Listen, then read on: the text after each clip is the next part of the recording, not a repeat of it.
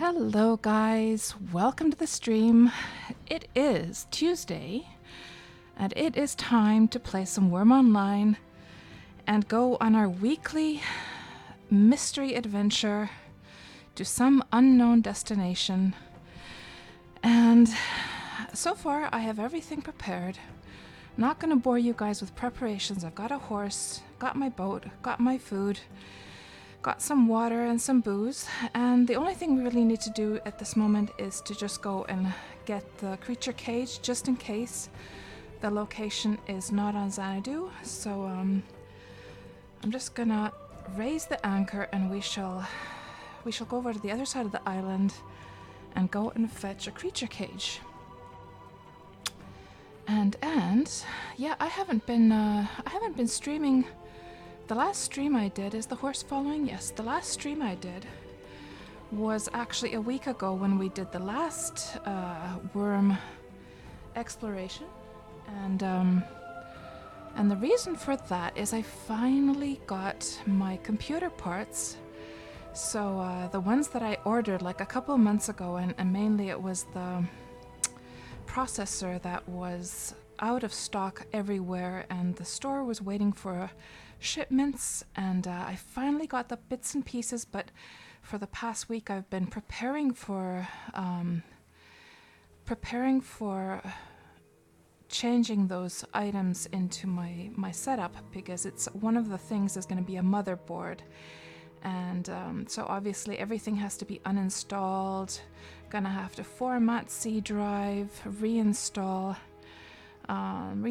Windows, all that stuff. And so and I had to make sure all the licenses have been, disabled because it will see it as, of course, with a new motherboard, it's going to see it as a new computer. So had to make sure all of that stuff is, and I'm still working on that, just making sure all my backups are in order. I'm probably going to be me and my son, and it's mainly my son really who will be doing that next weekend. So we'll see how things go down, and hopefully they go well.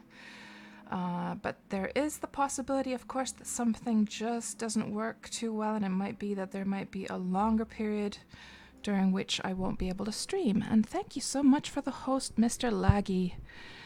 And let me just see if Mr. Laggy's like actually here, or is he auto-hosting me? Let me just see. Yes, Mr. Laggy is actually here. Hello, Mr. Laggy. And I see Chabney there as well, lurking in the background. Yeah, so by the way, guys, Mr. Laggy, you're just working at the same time. Okay, Mr. Laggy actually has just started a new project with his buddy, and they've started a podcast actually here on Twitch to help out. So Mr. Laggy and his friend are both like, beginning streamers, like I also see myself as well. And starting to stream is a bit of a struggle. Of course, there's a gazillion people out there trying to make it in the streaming world, and it's not always so cut and dry. It's not always so easy. So Mr. Laggy and his friend have started up a podcast, a completely new channel actually.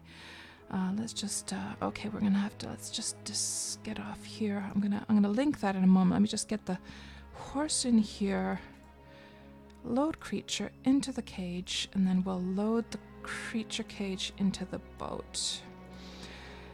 So they've started a podcast to help out, to share their trials and tribulations of streaming as a new streamer, and also to chat with other, new streamers or small, I should say, not so much new streamers, but small streamers.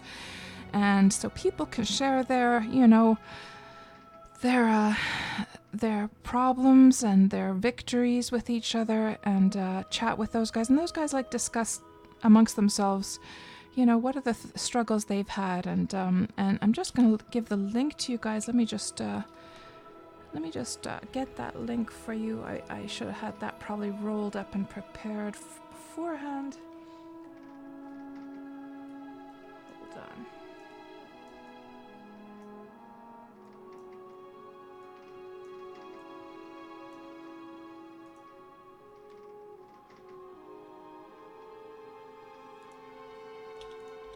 So the link for their podcast is, there you go. So yeah, if you guys, if you are a small streamer and you'd like to sort of, see other small streamers chat about these issues that we sort of go through, and maybe get some ideas, give your own ideas, check out their channel. So they've now done, you guys did one test episode, and now you did your first proper your first proper episode last night, right? Yeah, that's going to be interesting to watch, and I think it's going to be a great thing. And Mr. Laggy, I think you should, I'm going to sneeze, hold on. I think you should absolutely share that, advertise this stream actually on the Facebook group for the Twitch streamers that I was telling you about, because that's a very, very, very active Facebook group. And I am sure, and I think a lot of the people who would actually enjoy your guys' stream is I would be on that Facebook group actually. So yes, do that indeed. So guys, now I have everything. We have our horse, we have our water, we have our food, we have our booze, and we have some bandages. So I'm all ready to go. So let me just pull up the Wurm Roulette map. So the idea for anyone who has not seen these Wurm Roulette streams is that we're playing Wurm Online today, which is a Sandbox MMO, and my favorite MMO out of all of them. And every Tuesday we pull up a map. Let me just open that.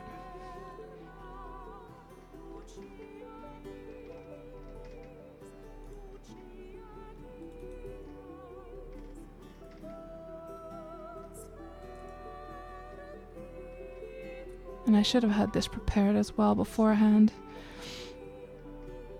Let me see, where the heck is it? There we go, random map. Here we go. Okay, so every Tuesday we look at this map, and upon pressing this button, so here are all the maps of the PvE servers of Wurm Online, and every Tuesday we pull up this map and we choose, I'm going to press this button and it's going to choose a random location. We've done this now 3 times. So the first time we ended up on Deliverance around here. The second time we ended up on Celebration around here. And last week we were on Xanadu and we went all the way over here.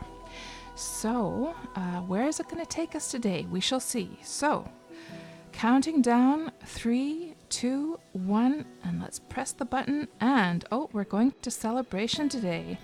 And this is a place I have not actually been before. So let me just take a screenshot of that, and we're going to put it up into Photoshop and put it up on the stream. I have not been to that area ever, and I know Madnath and Fabricant, who live on the Celebration server, they're going to be glad to hear this. And Celebration was, I think that was the first place we went to. Yeah, I think it was on the first episode of this series. And hold on, let me just open up that file. And in that first episode, I was meaning to go to the location and then visit Tap Dance. Let's see if we have time to visit Tap Dance today after we reach the location. It depends on how hard it is to get there. It shouldn't be too bad, though. Twitch, then Wurm Online, and then Mystery Destination PSD. And we're just going to paste this in here. And then turn that off, and then put this all the way over here. Celebration, yes, perfect. Perfect. There we go. And then we're just going to save this to that file and then enable it up on the stream. There we go, great.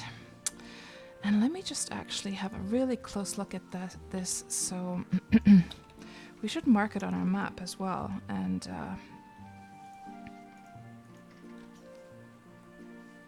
let's see, let's get the map open, go over to celebration, and just zoom in a little bit.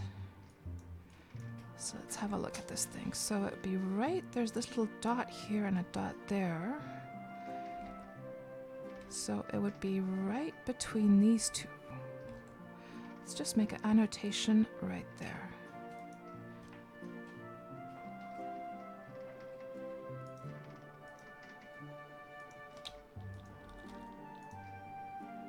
So right there, good. Okay, this looks like it could be a pretty scenic area. We do see a very spiky mountain right there. Thankfully, it's not at the top of a spiky mountain. This looks like it will be manageable to get up there, but I'm sure the view out to this area is going to be really, really nice.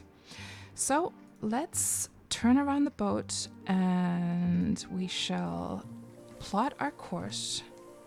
Plot course for celebration. And we'll head to the southern...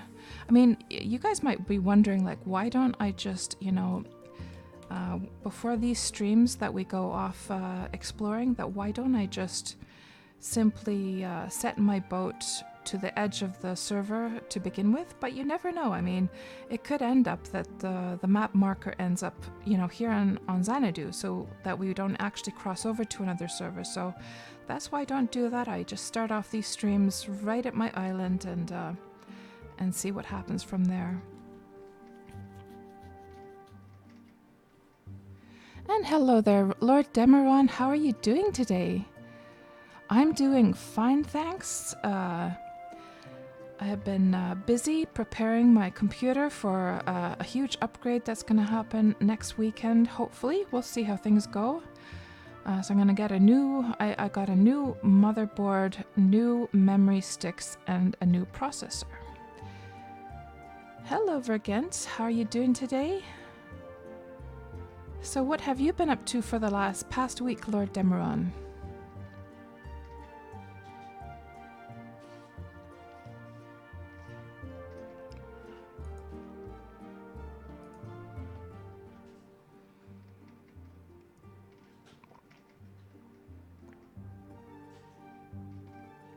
Oh, by the way, Vergent, you know how you you had found that abandoned deed near Coffee, and there was the snowman just sitting there, and then you built a house on top of it to claim it for yourself? Well, you see, actually over there is an abandoned deed, and let me just actually see if I can see that with my spyglass. Hold on. Like, will it zoom in to actually... let me see. Spy.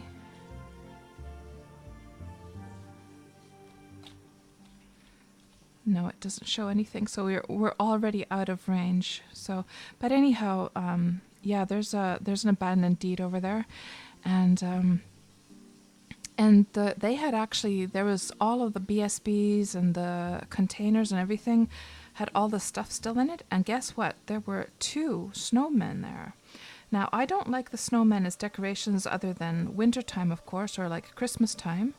But the snowmen, of course, do have those snowballs that they spawn like daily, which is good for your larder, as you can put the snowballs into your larder to keep the larder cold. And so anyhow, from seeing you actually build a house on top of the snowman when I was watching Coffee's stream, I realized that I could do the same thing, and I was able to get the snowmen for myself. There was 2 of them. And I don't like the look of the snowman other than Christmas time. Oh, there's my island looking quite nice, actually. It's morning time right now in Wurm. What is the time actually in Wurm?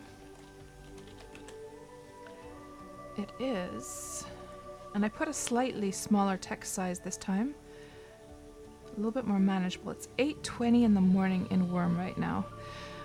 So yeah, I don't like the look of them other than Christmas time, but I hide them behind a cupboard actually. And then I just grab the snowballs from there. Hello, Cash. Nice to see you back. Yeah, the last time I streamed, Cash, was a week ago, actually, doing the same adventuring stream.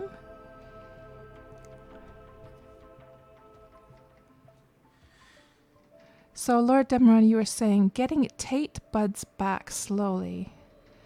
So, what does that mean, Lord Demeron? Tate buds.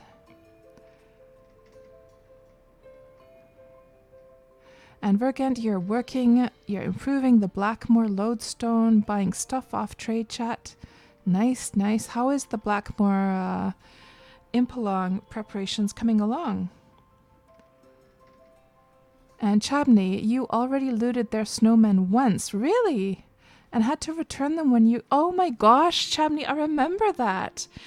Oh my goodness, Chabney. Oh my goodness. So you see, there's my island, and I have these neighbors just in this spot over here, and Chabney, he's like me. We both love to go around looking for abandoned deeds. So a deed in Wurm simply means a plot of land that a player has owned, and then they have either stopped playing or else they forgot to pay for their upkeep, and then their stuff starts to decay away, their houses decay away, and it's very much like Ultima Online where everything just sort of drops to the ground and you can just grab, it's a free-for-all, you can grab whatever's there. So what had happened is that they had actually...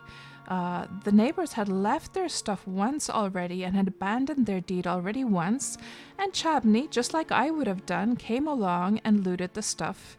And then we noticed that the neighbors actually came back. They logged back onto the game and they noticed that, oh no, and they refounded their deed. And then Chabney was such a sweetie pie that he actually brought their stuff back, which was... You totally didn't have to do that, Chabney, but I thought it was very sweet of you to do that. And so how funny is that? And now that they abandoned the deed a second time, I actually looted that stuff. So Chabney, if you want the other snowman, you can have it if you like. I feel it's only fair.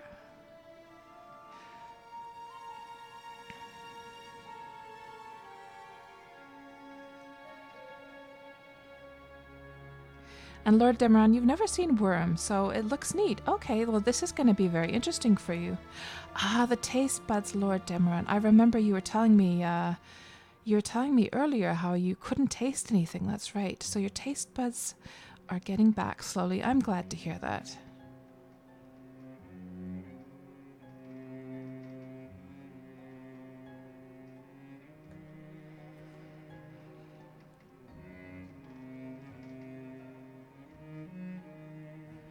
And Vergent, you like to do it so you have the snowman with the altar, and when they're centered, and it makes it look like the snowman is offering the snowball to the altar. That sounds fun.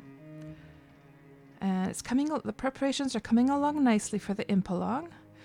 I got the lodestone up to 90 quality, but not rare. So what is a lodestone?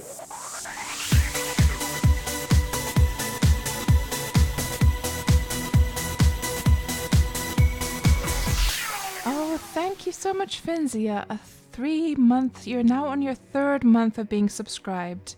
Thank you so much for the support, Finzia. I'm glad you're enjoying yourself here. And that reminds me, I still need to get those last 2 emojis submitted. I still haven't done that. I've been so busy. So Retro, have a look at the map on the lower right corner there. Celebration. And yeah, let's see what that is actually coordinates wise. Let's have a look here. So celebration, and this would be F17. F17.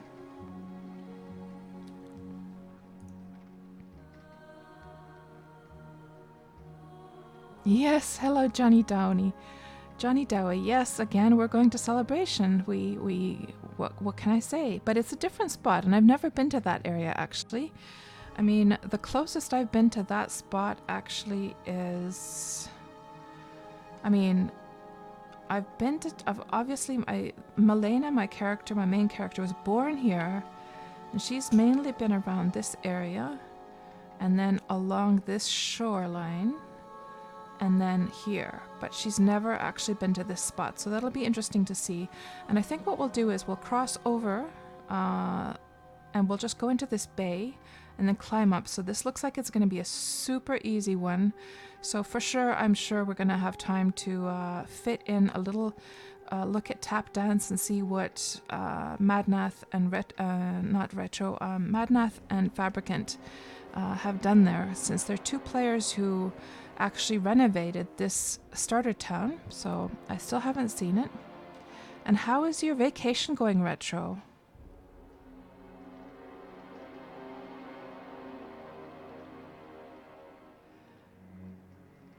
And you became, Retro, you became an archery GM, an arch GM on Celebration right near that spot. So do you mean like, hold on. So do you mean an archery grandmaster?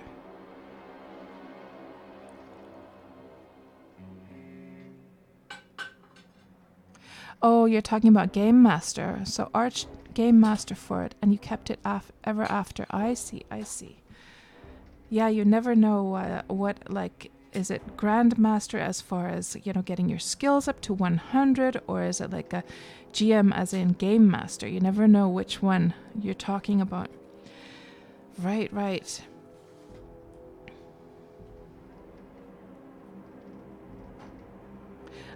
Johnny, third time you'll have to make a deed there. Nah, I can't really see myself actually moving to... I can't really see myself moving back to a smaller server, to be quite honest. They're a little bit too crowded for me. I could see myself going back to Independence someday. Then again, I have just invested so much in my island over there. So much that... but then again, of course, now we have the Steam launch coming up. So for those who don't know, Wurm Online is going to be coming to Steam. I mean, we do have Wurm Unlimited, which is the... Oh, look at that, Retro. That is probably something to have a look for Samul or somebody to have a look at. That's not so great. But that flittering and fluttering of the mountain there. But... Oh, it seems like the really far away ones do that. I wonder if it's related to the graphics card that you have. Don't even remember actually seeing that happen before. I don't remember seeing anything like that happen. I'm going to be quite honest here. Anyhow, so Lord Demeron, this is the Xanadu server. This is the largest server. So if we look at the servers here, I'm on this huge server. So to give some perspective, that little dot right there, that's my island. So if we just go to this little dot right here is my island. This mountain right here is the one you see here on the left. And that mountain right there is the one you see over here. So to give some perspective of size. Yeah, I couldn't see myself moving to a smaller server, but we'll see now with the Steam launch. So so Wurm Online is indeed coming to Steam, and you know, I'm trying to fight this sort of like hype, because I don't feel like abandoning all the work I've put into my island, but on the other hand, I've lived at this island for years now, and you know, I kind of feel like starting fresh somewhere, but I'm really trying to resist the urge. I have to say, I'm trying to resist. Oh gosh, Retro, you've been on what vacation? You've been on the forums all the bloody time. Yeah, you should have taken a proper vacation and just blocked it all out for a few weeks, because Lord knows you're going to need the energy. So you know, all of this news of Wurm being sold to another company was just recently, and now there's news of the Steam release. I haven't even commented to the Steam release thread myself. I've been slowly reading through all the comments. But yeah, I need to leave a comment there as well, if for no other reason than to thank Buddha for all his work and then to congratulate Samuel on his new role.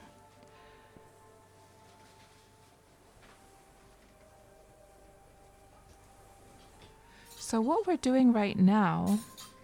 Oh, I see. Lodestone is the portal to Jackal, Vergent was saying. Okay, I see, I see. And that's very nice of you, Vergent. You were just saying here earlier on that you're also a looter, but you will hold neighbors' abandoned goods for a few months to see if they come back. That's very nice of you. And what was I gonna say? Oh yeah, poor Chabney. Chabney couldn't live with the terrible guilt. Yeah, Chabney, you're free to one of the other snowmen that I looted if you want. And Chabney, do you have any of the snowmen actually at all? Like, I'm assuming you must have by now if you like looting stuff. Anyhow, I was gonna say that. So what we're doing right now is, since we're going off to Celebration, I have plotted the course for Celebration. We're now here, edging closer and closer to the southern server border of Xanadu, and once we cross that, which should be coming pretty soon, the wind does seem to be pushing against us. Let's just check what the wind, what direction the wind is going at, / weather. A breeze is coming from the south, so that explains why we're going a little bit on the slow side. There is a breeze pushing up against us. And you know what, Retro? I'm thinking of making a suggestion actually about a new skill. I'm not sure if you guys have discussed this at all, but you know what I think would be so cool is if we had a skill called sailing, and the more I'm not sure about like the particulars of how you would get the sailing skill, but obviously it would be related to the actual process of sailing boats, and then the higher your sailing skill, if we were to think logically, the easier it would be for you to maneuver your ship against the wind, like in a sort of like, if we think about the sort of realism and from the RP sense, so that the higher your sailing skill, the less the wind pushing would actually affect your the pushback. Your ship would go faster, and you would suffer less from the wind pushing at you. I think that would be a very nice thing. I would just have to. I'm gonna have to make a suggestion on the forums, and then think about the the game design of that. Like, what is the thing that actually, because you don't want to make that something somebody could just automate, right? That they would just have somebody sailing their boat just aimlessly around and gain the skill that way. It would have to have something that you would actually have to work at. So what's my stamina at? Let's have a look here. Stamina is body stamina 48.6. So does stamina actually affect your sailing? Because if it does, I never knew that.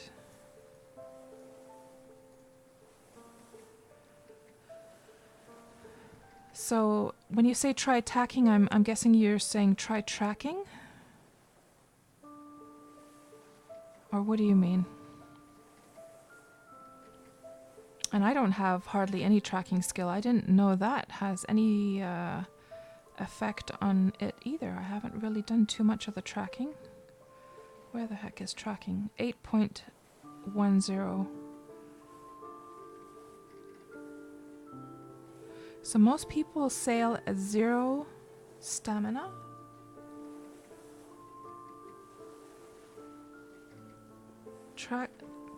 Hold on. You keep on saying tacking, so you're talking about actual tacking. Tacking is moving on an angle compared to the wind. I'm not understanding now. So instead of sailing against the wind, turn on an angle. Of course, if we're going to the middle part of Celebration, we could just turn the boat a little bit.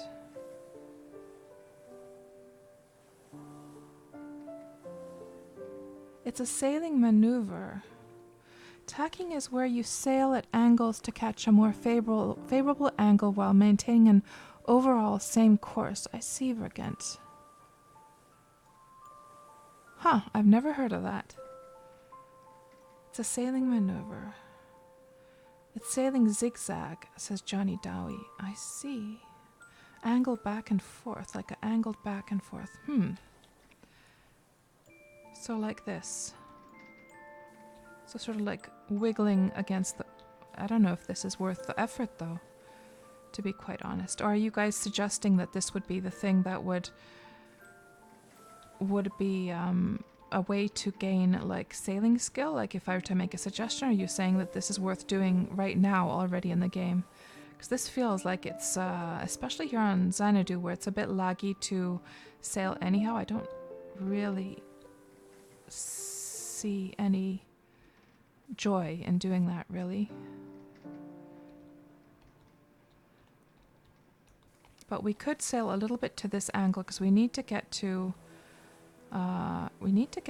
this area of celebration, so we might as well sail a little bit to this direction.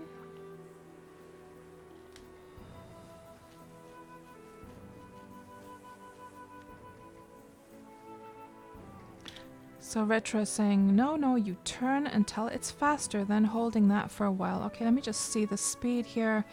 So the speed is now 11.6, and when I was going just, so this was 8.6.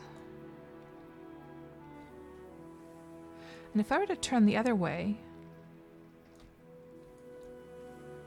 I see. But wouldn't this, at the same time, like, because since you're zigzagging, I'm just wondering whether you actually gain anything from that, because zigzagging means that the distance that you're going is also longer. You know what I mean? So if I were to just draw what I'm talking about here.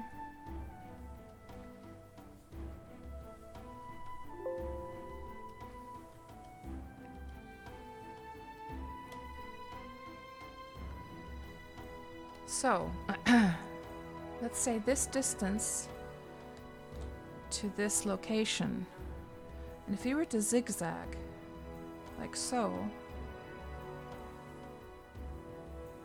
ultimately, this distance is going to be a much longer distance. So even if it's faster to go, like so, wouldn't it be sort of like that you don't really gain, or...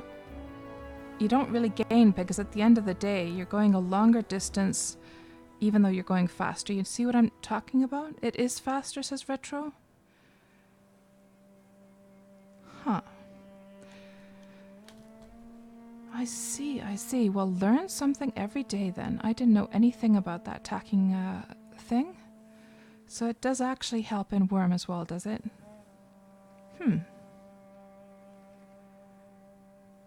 What do you know?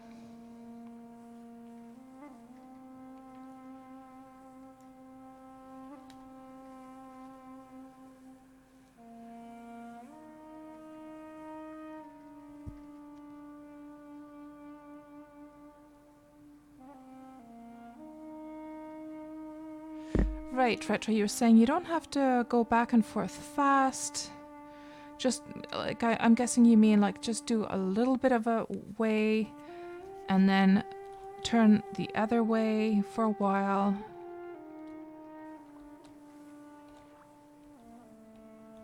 You see the lag, though, here on Xanadu? The sailing, I have to say, like, I don't suffer really from lag when I'm on my island, but I have to say that sailing on Xanadu is not the funnest thing. I'm always, like, I'm always getting that message that I have to wait for my location to catch up when I'm sailing, and oftentimes actually when I reach a destination sailing on Xanadu, I will be sort of like out of the actual spot that I'm actually at. So if I log off and then log back on, I will actually be standing on a completely different spot, you know. I'm sure you guys know what I mean, that play Wurm.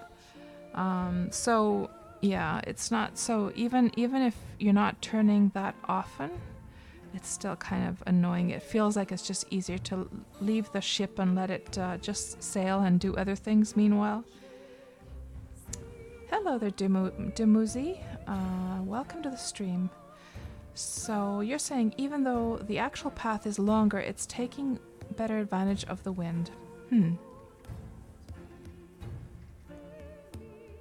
So Lord Demeron, do you know anything about Wurm at all? Have you ever...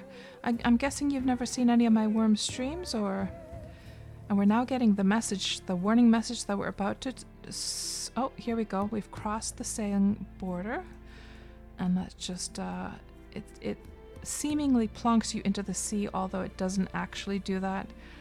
And here we are on Celebration now. And now I'm going to have to look at the geography of this place and try and figure things out. I can see there is, I think that's a whale over there. There's a shark over there. And let's have a look here at the map and try and figure things out where we are. So we need to find a very long bay, and I'm guessing that those mountains over there are possibly, let me just have a look here. So that mountain is possibly this one that we can see here.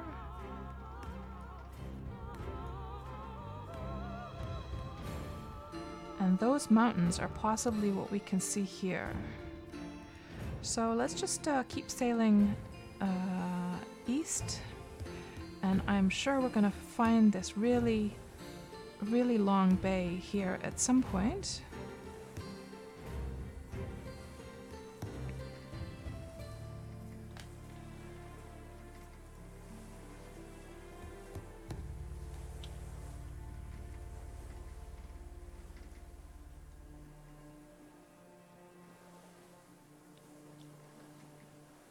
And you haven't seen any of my Wurm streams, Lord Demeron. And so how much do you know about Wurm? Or do you know anything at all about Wurm? Because I would be glad to explain something to you. What is... Oh, that's the whale over there.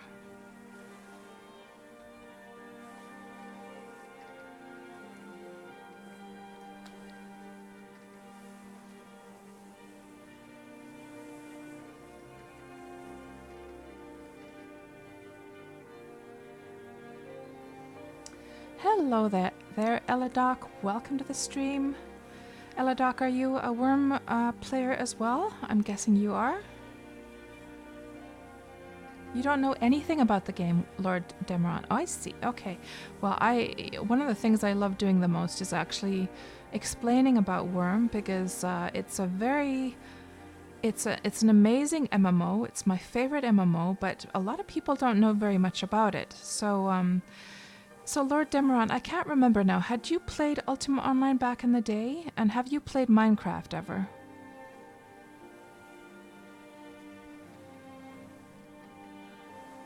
And Eladoc, you're a 14-year veteran of Wurm. Holy moly, my goodness. You have been here then from the beginning.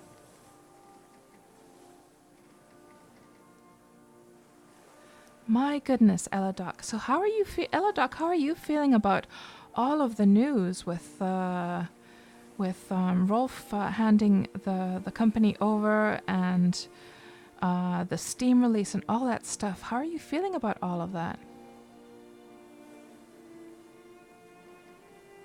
For again, thank you. So Lord Demeron, you played Minecraft. Okay, so Lord Demeron, you know of course that Minecraft was created by Notch, this Swedish guy, right? So if you've ever wondered what Notch was doing way back before Minecraft, he was actually working on this. So he and his buddy Rolf, they were two friends in Sweden, and they decided to make an MMO together. An MMO, a sandbox MMO, where you could terraform the land, where you could build your own house, your own town, your own city, where you could breed animals and you could grow trees and crops, where you could have an effect on the land. And so they were making this game together way, way, way back. And then Notch wanted to take things a little bit further, and he had like a different vision in mind. So they parted ways. Hello, Mr. Pryor. So they parted ways, and Notch went off and he decided to make Minecraft. So actually you will see a lot of similarities with Minecraft in this game, and you can even see here that these, so it is tile based. You can see here that the tile, you can see the sort of tile formation even on the sides here. So the whole world is just a bunch of tiles, and all of these tiles can be terraformed by players. So a player can actually terraform this mountain down right under the sea if they want, or alternatively, they could actually create an island if they dumped a whole bunch of dirt into the sea and made the height of the tiled land come up above the seawater level. Or else they can use a special wand for that as well. And basically, the reason I asked if you had played Ultima Online is because I have very much always seen Wurm Online as being sort of like a 3D version of Ultima Online, really. So instead of leveling up a character, you know, say from level 0 to level 70 or whatever, you don't level up a character. Instead, you have a whole bunch of skills. And you work on those skills just naturally in the game. Let's say, for instance, that I want to have my own ship, so I have to build it, right? But to build the ship, I'm going to have to go and chop down a tree. So I would, you know, I would get a hatchet, and then I would be chopping away at the tree, and in that process I would be gaining wood cutting skill and hatchet skill. And then once I had the logs of the tree, I would be then making planks for the ship, and then I would be gaining, you know, maybe carpentry skill and shipbuilding skill as I was making those planks for the ship, and then, you know, everything else I would need for the ship, they would perhaps require maybe some blacksmithing skill, whatever. Oh, and for the sails, of course, I would have to, you know, I would have to get the cloth for the sails, so I would have to go out and I would have to plant some cotton fields, harvest the cotton fields. I would get farming skill from that, and then I would harvest the cotton and then turn it into cloth on a loom. I would get tailoring skill from that, and then create some cotton, some sheets of cotton cloth.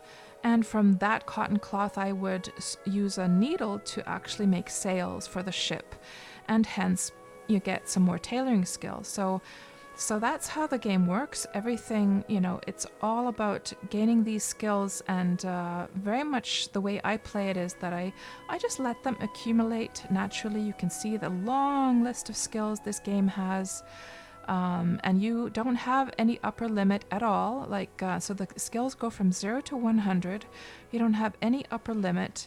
But it works from, like for instance in Ultima Online, you would have an upper limit of 700 skill points that you could use for one character, whereas in Wurm you can learn all of the skills with one character, except for some restrictions regarding the priestly stuff, which I'm not going to go into further, but mainly for the most part you can learn everything with one character, and that's the way I play the game. I do have a priest on the side for the priestly stuff, but that's kind of like a special thing.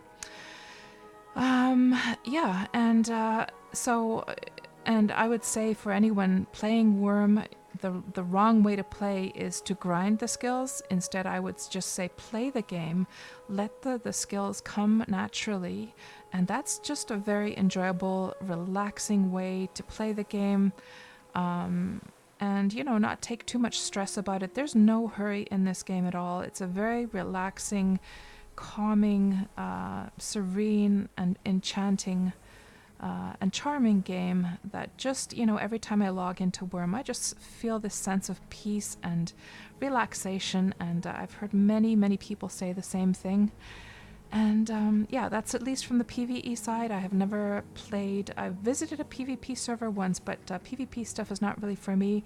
I'm sure that on the PvP side, things are very, very different, because there, people are, they make, groups there, and then they try and, overtake each other's, cities and stuff. So I guess that's pretty exciting. I hope I didn't miss the spot that I was supposed to go to. Just looking here that it wasn't here, was it? No, I don't think so. Let's just have a look at this again. So we need to find this spot right here. Yeah. But yeah, like the stuff, Lord Demeron, so to, you see these buildings and these little towns that we're passing by. These are all player created. Everything in Wurm is player created, and basically, so in most MMOs, you can claim a little spot to build a house, but it's usually just one house, and usually they're just pre-designed templates of the houses that you can build. Now in Wurm, the way it works is you claim land. You can decide how large or how small the area of land you have is. Of course, the restriction being that, let's say this guy lives here, and if somebody were to claim this land over here, of course the edges of their land would come up against this guy's land. So that's the only restriction, is that, if there's other player deeds in the way. So, but if you were to find a very, very large area that had no neighbors in sight, you could claim a huge amount of land. But of course, that would also cost you. There's a monthly a monthly fee you have to pay for your land. For instance, I own that entire island that we saw in the beginning. I pay about 16 silver, which is about 16 euros. But I think considering that, how many MMOs do you know where you can actually own an entire island and pay 16 euros for that, right?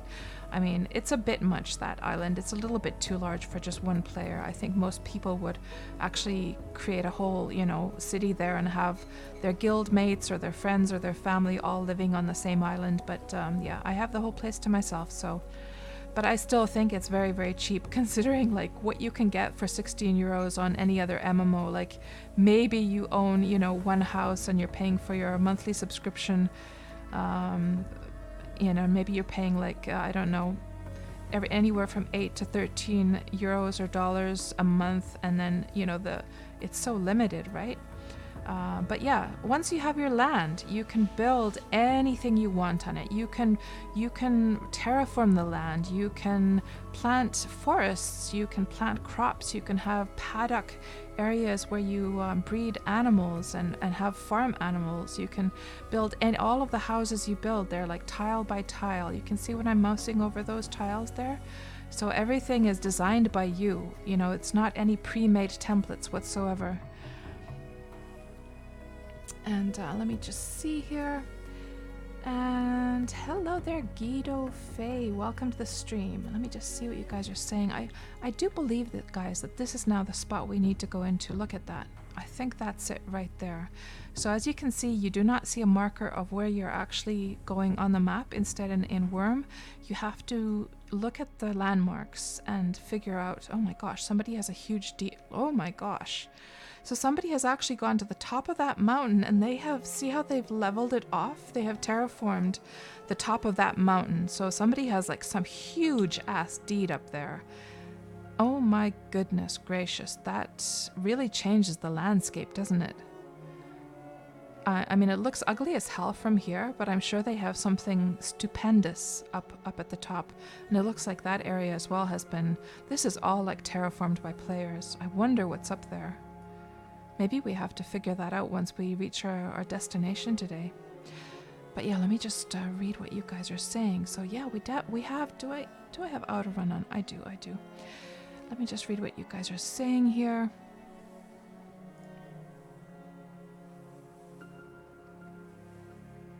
And Eladoc, you've seen many changes over the years, some good, some bad. And Lord Demeron, I do not know. I don't know. I only heard about when you were saying that. How did you never know about this game? I know, right? That's my first. That was my first exact. That was the first reaction I had once I was told about this game from a guy who loved Ultima Online, and we got to talking, and he was telling me about this game, and I was like, what? You can do stuff like that in that game? And I checked it out and I fell in love immediately, and I've never looked back since. Indeed, Eladoc, Notch is still listed there, and he rightfully should be, of course. Yes, Lord Demeron, that's exactly it. So when you said you see this a lot like Minecraft meets UO, exactly. That's why I asked you actually whether or not you had played UO, because then I would have said, and Minecraft, because then I would have said that basically Wurm is like UO and Minecraft had a baby together, really. It's very much like that. So Eladoc, you're saying that they worked on this and had some differences in how they wanted the game to go and split. That's when Notch made Minecraft. Yes, exactly.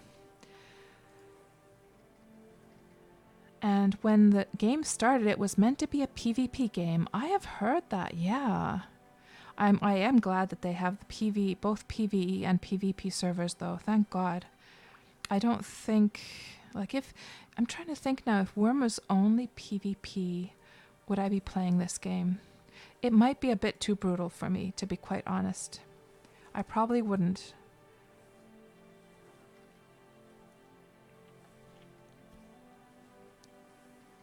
And Guido, you were saying that about the sailing problem, if you navigate in a zigzag route, it will take you to the exact time.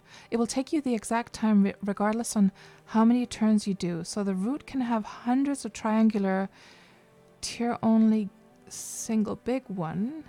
If you keep constant, the angle between the segments of the route and the wind doesn't change. I see.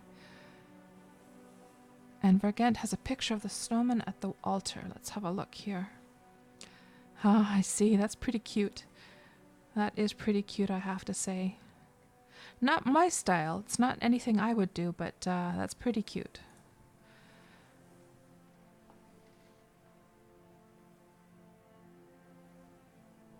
And Eladoc, you're saying the Freedom servers used to be just one server called the home server, and skills were not capped, but the ore was capped at 50. Oh, really? I didn't know that. It was meant that at some point you would have to interface with the PvP server. Oh, I see. And that was changed and took away an element of the game. Ah, so there's some magic lost back when that changed, eh?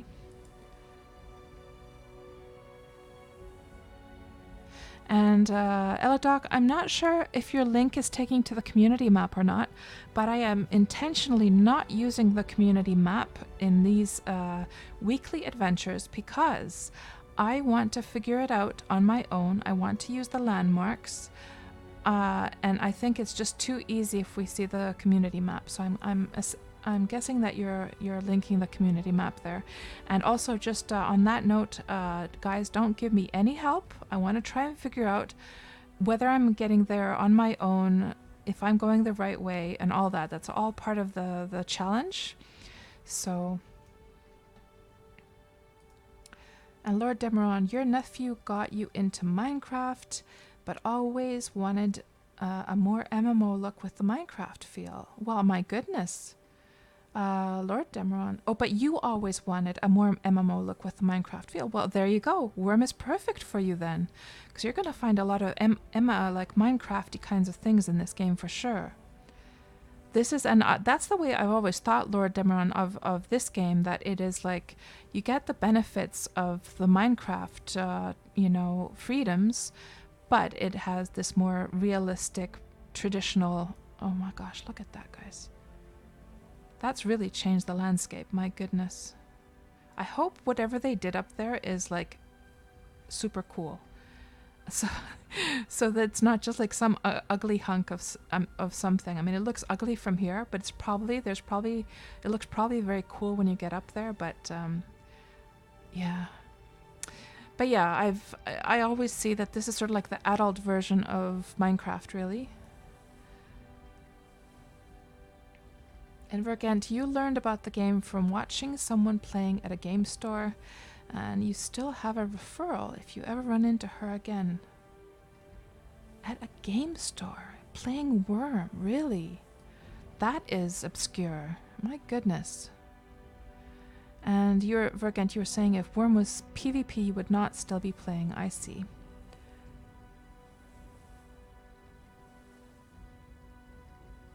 Yeah, that's a nice way to put it, Eladoc.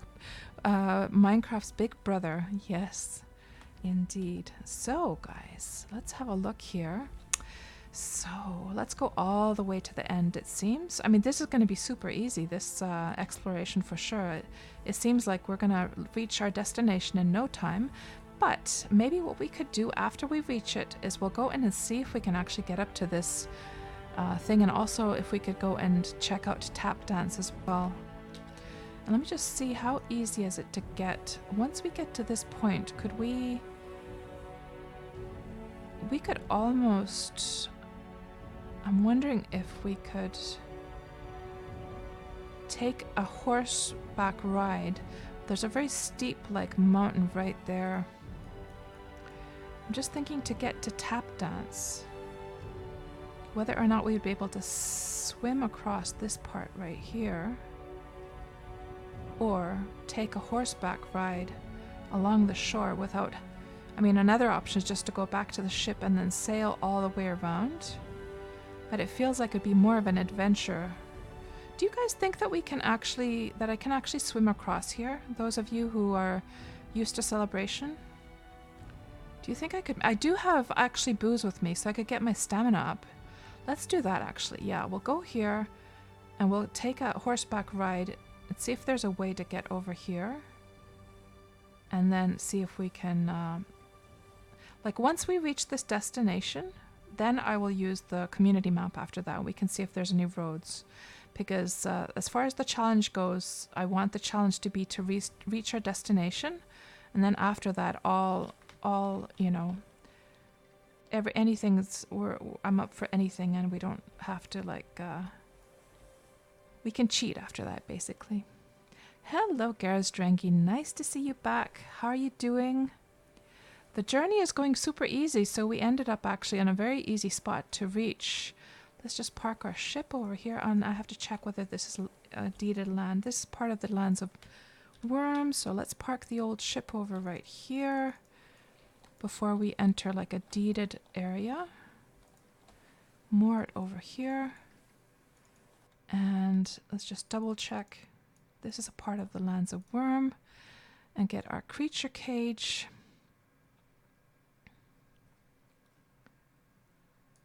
And grab the horsey.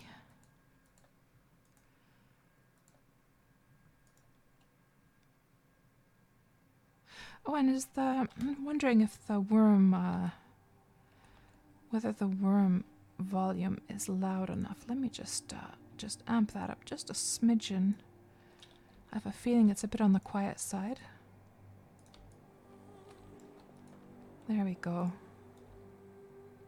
Oh, and I need to... What am I doing? I should actually...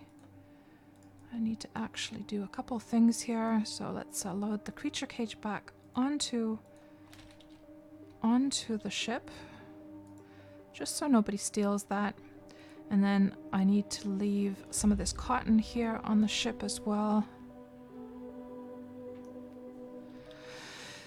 So let's see now. Cotton, I don't need 35 cotton. We're gonna take, maybe we'll take 15 kilograms of cotton with us.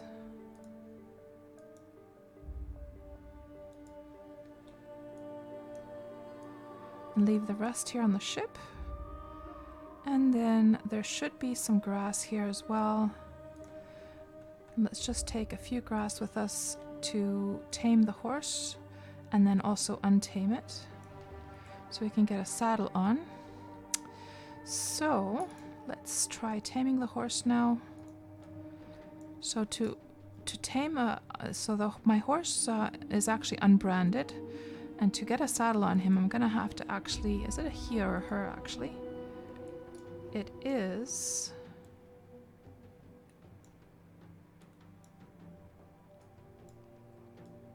It is a she. So we have a mare with us right now. And she's basically the fastest type of horse you can have in the game. She has fleeter movement. She has a strong body. She has lightning movement. She can carry more than average. She has very strong leg muscles, and she has a certain spark in her eyes which makes her live longer. And also she's an ebony black horse, so she has a little bit of a speed bonus from her color type as well. So let's just tame her with some of this grass, and since she's not branded, I have to tame her to get a saddle on her, but then we're going to also untame her after that so that animals won't attack her and she doesn't start attacking any mobs that we encounter.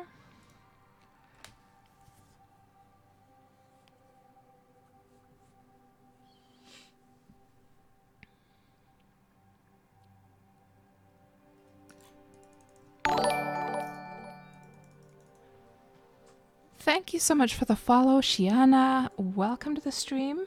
Are you a Wurm player as well? And I'll answer your question, Lord Demeron, about that, about the recipe thing in a moment. 1 second, let's just get this guy tamed. There she goes. Okay, now we can put the saddle on.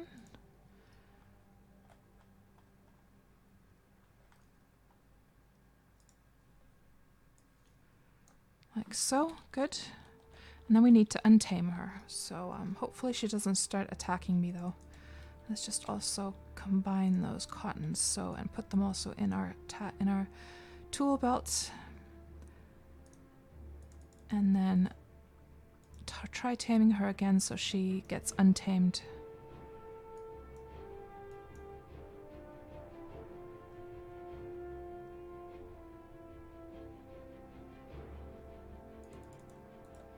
Oh, there was actually an easier way. Now I remember, that's right. We can do it from here, actually. Manage animals, untame. Yes, I almost forgot about that. Somebody was telling me about that last week. And somebody might have just said that in chat again here. I keep forgetting to do that. Okay, so we're all good to go. Oh, and I should... Well, we can do that when we get back. Good. And, let me just drink up as well. Just make sure we have everything good to go. And I'm gonna also eat up a little bit as well. Make sure all of our water and our food supply is all like full up.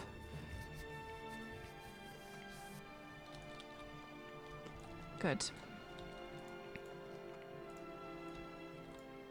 And there is a fierce mountain lion. Let's take that down while I check the chat.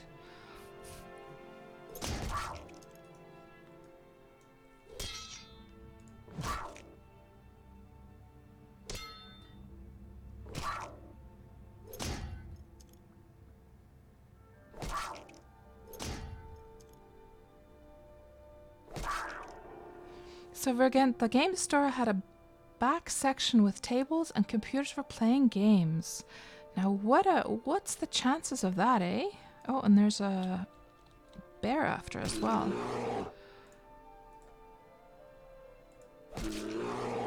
I can probably just double click it as well. I keep on forgetting that. And so Lord Demeron, you were asking, how do you get recipes, or is it a matter of gathering the items? So if you mean like a recipe for instance, a boat, or a recipe of how to build an axe, so you don't need recipes for those. Instead, you simply use your sort of, so let's say this hatchet here. Obviously, so you activate an item in your hand, and if I use this, let's see what happens. I have the hatchet now activated. If I right click this, it looks like I can actually butcher this. You will see the options here in this context menu. So looks like I can actually butcher the bear with an axe, which I didn't know. What happens if I right click so for instance the ground, when I right click that, there's no option for the axe. If I take the axe to this bush, you know, I see the option to actually cut it down. Same for the tree. I could cut that down with the hatchet. Let's activate something else. For instance, the steel and flint. If I have that activated and I right click something, there's no option here. So I would have to obviously have something like a lantern or something, and then I could turn that on with the steel and flint, or a forge, for instance. So, but that is not the situation where you have to just like keep on trying. So what people do is they go to Wurmpedia. So there's a couple of options. So the first option is that you could look at the, there's this tools interface here, or this crafting interface, and you can put like, let me just see now. For instance, if I were to just quickly chop down something, I don't want to ruin the landscape here, but if we were to quickly chop down a tree here, oh, there seems to be a spider over there as well. Let's just chop down a tree quickly. So let's get the hatchet and chop down this one. Let's go more over here, actually, just because I don't want to ruin the environment that somebody has made here. Let's grab our horse.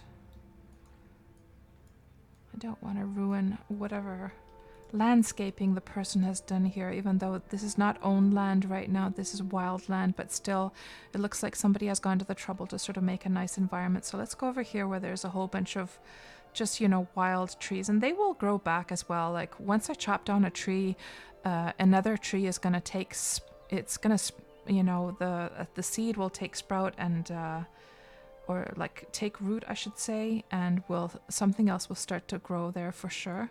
So here's a pine tree. Let's just chop that one down. Hold on. Not halter rope, but hatchet. And I'll show you what I mean. So let's just cut that down quickly.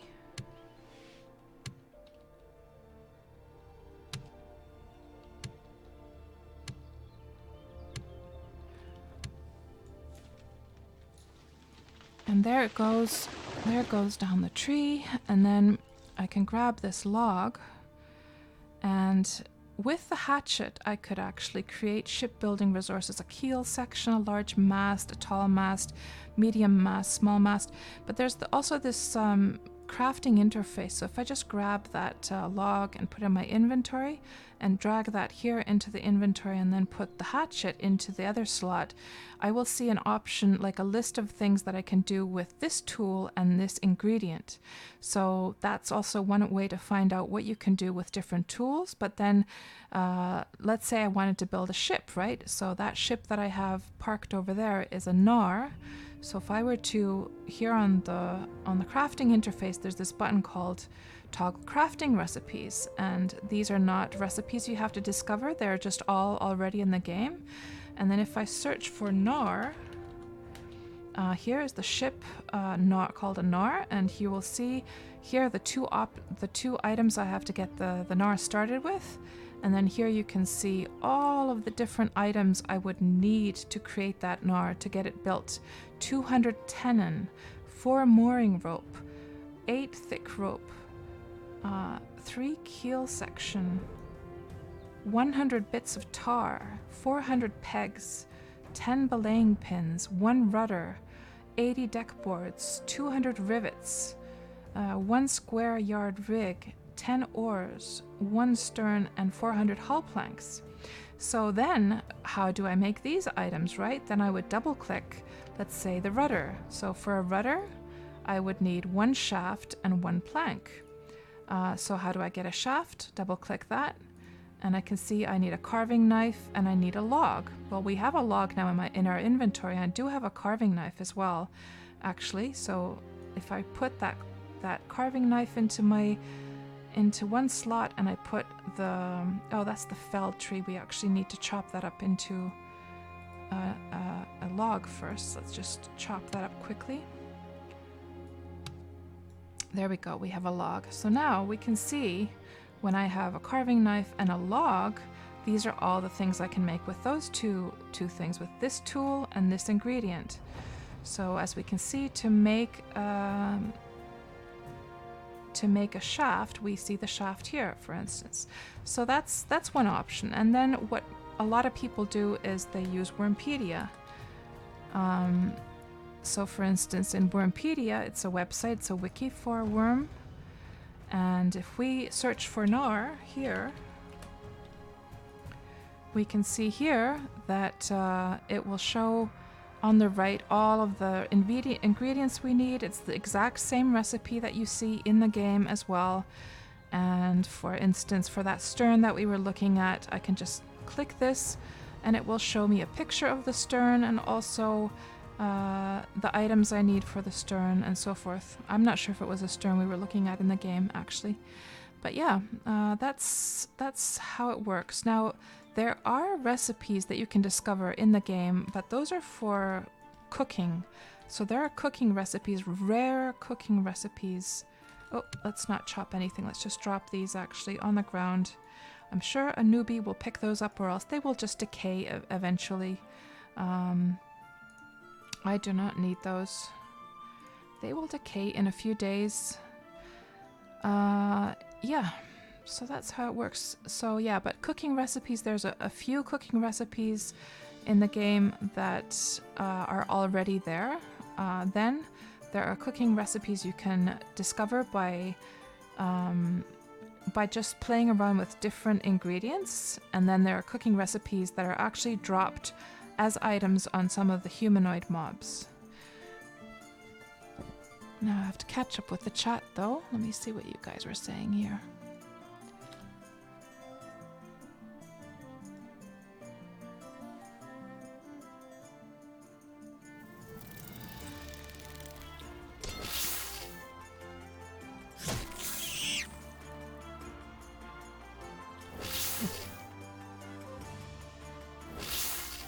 And Eladoc, you were saying that the thing about the old way was that you either made friends with those that lived on the PvP server or bought from them or started your own place there and defended it. You had choices and there was more of a market. I see.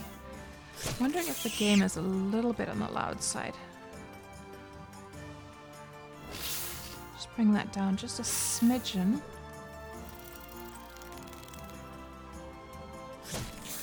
And Shiana, you are indeed a Wurm player. Well, very nice of you to join the stream. So how long have you been playing Wurm?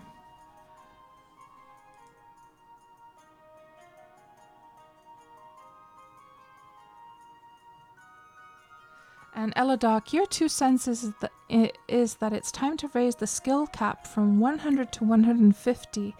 Raise the aura level to 150 on the PvP server only and bring back the market and trade. Oh gosh, Eladoc, I have to say with that one, of course, I've only been playing the game now for nearly 6 years, but as you could see from my skills here, I mean, after playing this many years of the game, I still don't have a single skill that I have to 100. So, with that one, I mean, the highest one I have, I think, is 99.07 right now. So I would almost have to disagree there because it now feels like, man, I'm just about to get some of my skills to 100. And I think, a grind of, well, not that I grind in the game, but like considering that I've played this many years and I still don't have a single skill to 100, if it would be 150, that would feel like it would be just impossible. Now, I do empathize with you being a very old player. I'm sure that for very old players, who probably have several skills up at 100, they would like some more challenge, right? I do empathize with that, but yeah, I don't know. I think if it would be 150 just from the get-go, I wouldn't have the heart to. I think I would feel it would feel hopeless to get your skills up that high, if you know what I mean.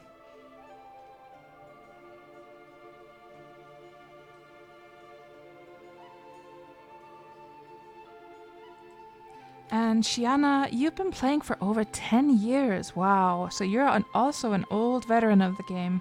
And you found my stream through Eladoc. Nice. And you don't... Oh, Shiana, really?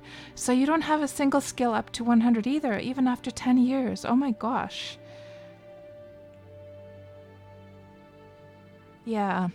But Elodoc, of course, there's the balance of, you know, I don't know. I mean, I certainly think there should be some kind of thing for the veteran players that do have skills up to 100 so that they would feel that there's still more to advance. Like some additional thing on top of getting the skill to 100 would be certainly cool. But yeah, that's my take on the like I would keep it at 100 because it feels very like how would I say, especially there's a wolf. It feels there's this word in Finnish, Malena. It feels like it's a nice even round number, you know, to get your skill up to, and especially considering that there's a lot of like, I'm just looking around this deed quickly, guys, before we head up the mountain. And this what is this place called? This is called the Village of Hermitage. So it seems like there's a hermit living here. Well, they have a beautiful little spot at the end of this bay.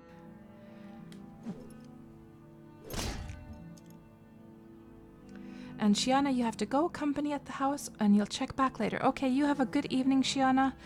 And thanks again for stopping by.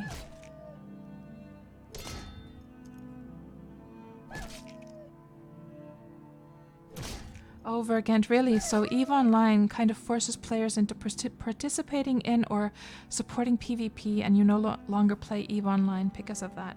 I see, I see.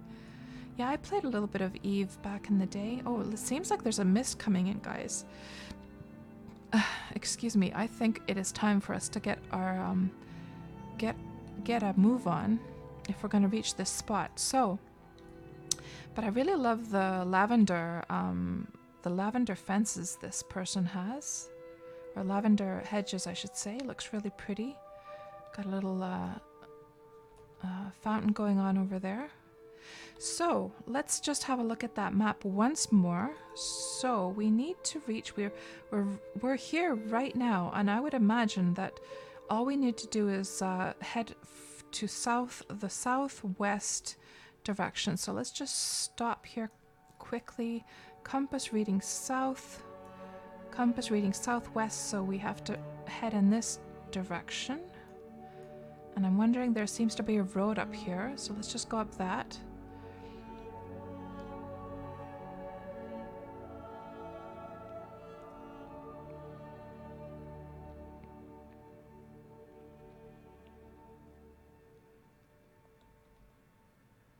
And then looking at this map,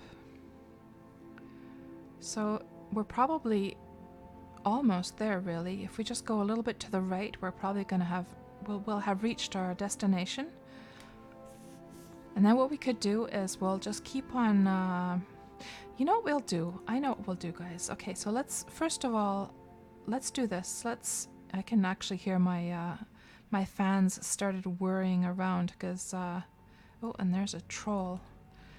And what a beautiful spot to kill a troll as well with, now we're up on higher ground. What was I gonna say? So, since we're gonna go and see tap dance, what we'll do is we'll just add tap dance to the waystone, and then we shall see if we can navigate to tap dance even without the community map. I don't think we need the community map since we can just use the waystone here.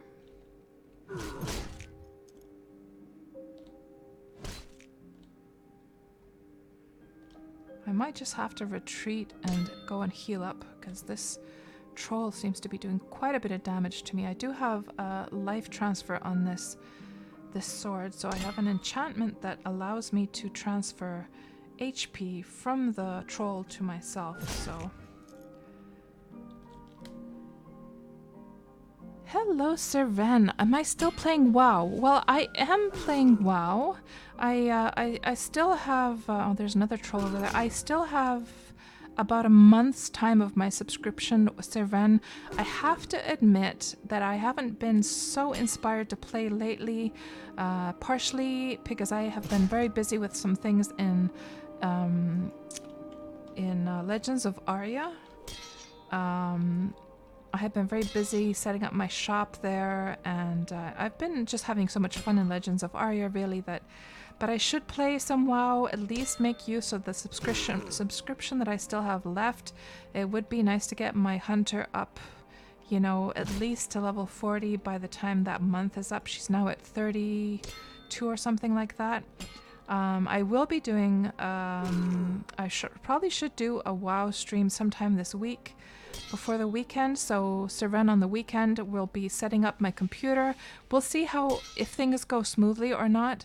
It could be that things don't go so smoothly. We're going to be changing my motherboard and my processor. So I'm a little bit nervous how things are going to go.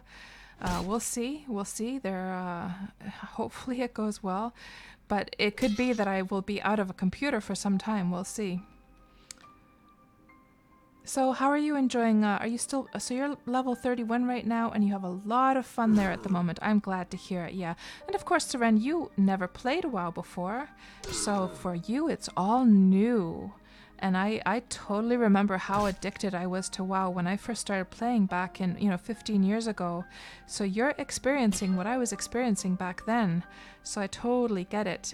For me, of course, Seren, I've played so many characters. I've done those same quests, over and over and over again with so many characters that's part of the reason that I'm not so inspired, that, the sort of nostalgia fix that I went to go and get from Classic WoW is starting to wear off a little bit right now. And it's starting to feel a little bit like, not again this quest that I remember so well, that I've done a million times. So that's the only reason. I mean, if I were playing WoW for the very first time, I'm sure I would be totally engrossed right now. I'm sure I would. So, does this troll have a recipe for me? Nope. Okay, let's heal up a bit.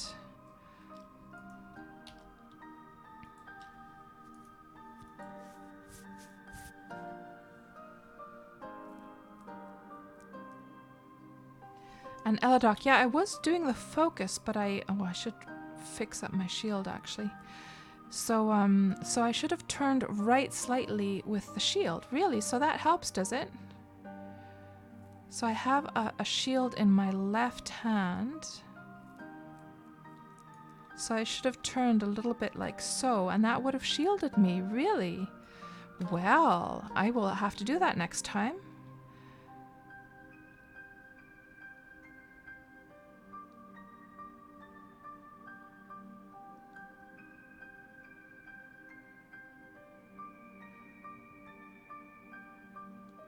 Yeah, to shield myself, towards the enemy. Yeah, I will do that next time. Uh-oh. There is, the mist is coming in, guys. I mean, I love the mist. Don't get me wrong. I love it. And we actually have to go this way because I'm pretty sure that the spot on the map is somewhere over here. Let's just try that shield thing now with this hellhound. Hellhounds are my worst enemy in this game. And there was a troll lurking around here somewhere as well. So we're too far. Let's just lure the hellhound up the hill a little bit so I can get that height advantage. Let's turn a little bit this way. So should I go diagonally or should I go completely from the side like so?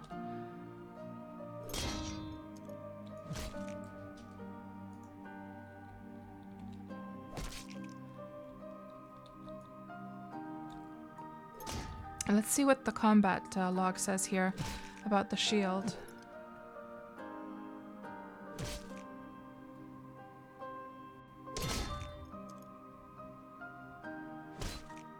You raise your shield and parry against the old hellhound's bite.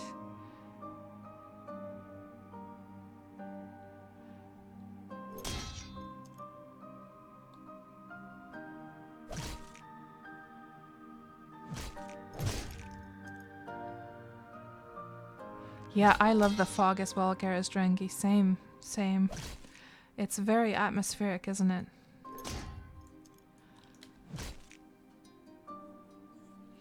And hello, Dude Jensen. How are you doing tonight? Yes, we ended up on Celebration once again. This area I've never been to, though. So, and do I have my butchering knife? I do. Let's just butcher this guy and grab any charcoal that he drops.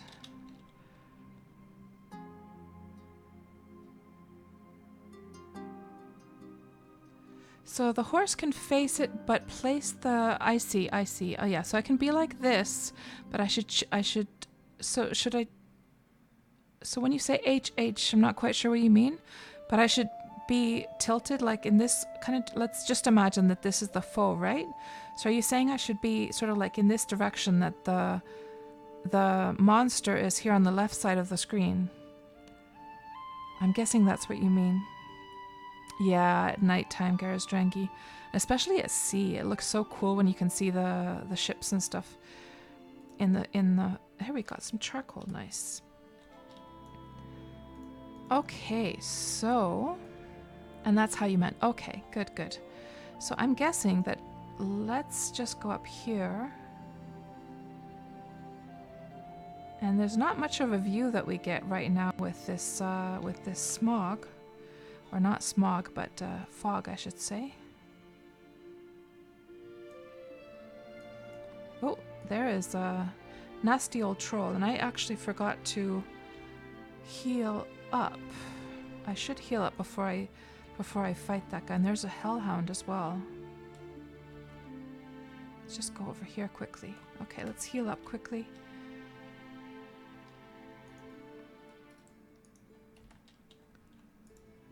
Uh-oh. And there's a hellhound. I think I can take down this hellhound, I think I can take down this hellhound quickly before we deal with that.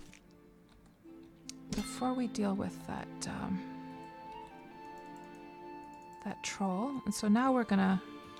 So the horse can face this guy, but we just need to turn our character like so. Okay, and then let's do the focus on this guy. Let's see how well we fare this time. Ooh, did you see that? The shield.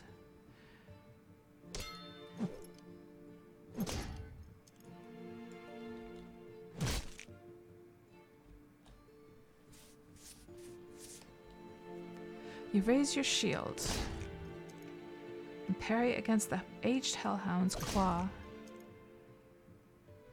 Oh, this is a tough guy. Do we have anything else against us? I don't think so. Gonna have to keep an eye on that. Where did that troll go? He's over there. Oh, almost forgot to do the attack high.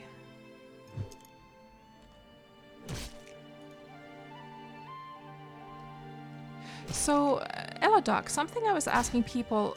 Oh shit, I have quite a bit of damage right now, guys. I think I'm gonna have to... Oh, jeez. I think I'm gonna have to run off and just get myself healed up quickly. Let's go here, because I don't want to be going uphill, do I?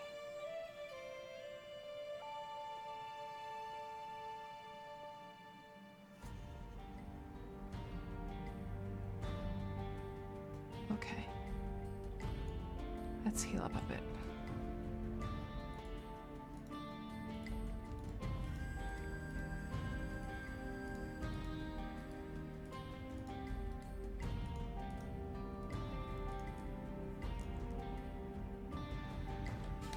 So, yeah, I meant to ask... well, I'll ask again once I get into combat. Eladoc probably knows what those are. The Hellhound, yes, I see. The HH was Hellhound. Of course, I should have known. You have to head off, Cash. Okay, thank you so much for stopping by. You have the flu? Oh no. You gotta go lay down a bit. Okay. I hope you feel better later on tonight, Cash. I'm sorry to hear you're having a flu. It's just nasty. And I will talk to you later.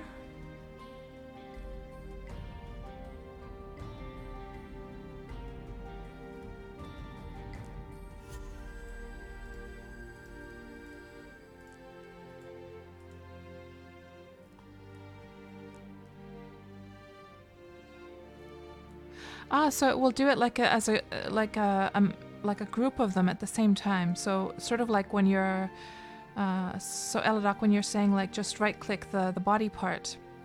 So it will do like if you I'm guessing as many actions as you can do in your crafting, right? So if I have 6 actions here, do I understand correctly that if I just right click or if I just heal like that body section, it will do 6 of those heals for that section, right? Same as crafting. Okay, that's good to know. People have, oh, there's another troll over there. People have told me to do that. I have to admit, I get a little bit of a like kick out of like healing the individual ones for some reason. I guess it's sort of like something to do in a way, but that's good to know.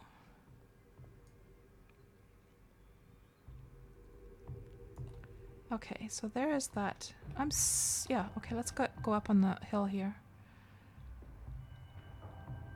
Where did he go? Oh, he's there. Okay. And then we shall turn the monitor a bit this way, like face to the right of the hellhound.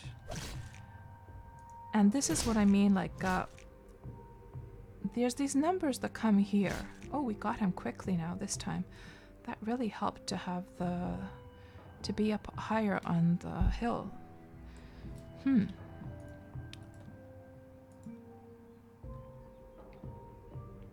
Yeah, I didn't see the numbers up here, but I'll show you once I see it again. Let's see if we can take down that troll that was nearby. Did I take any damage at all? No. Well, just a little smidgen of damage. Now, where is that troll? They're really fast runners, so you never know, they can really surprise you suddenly.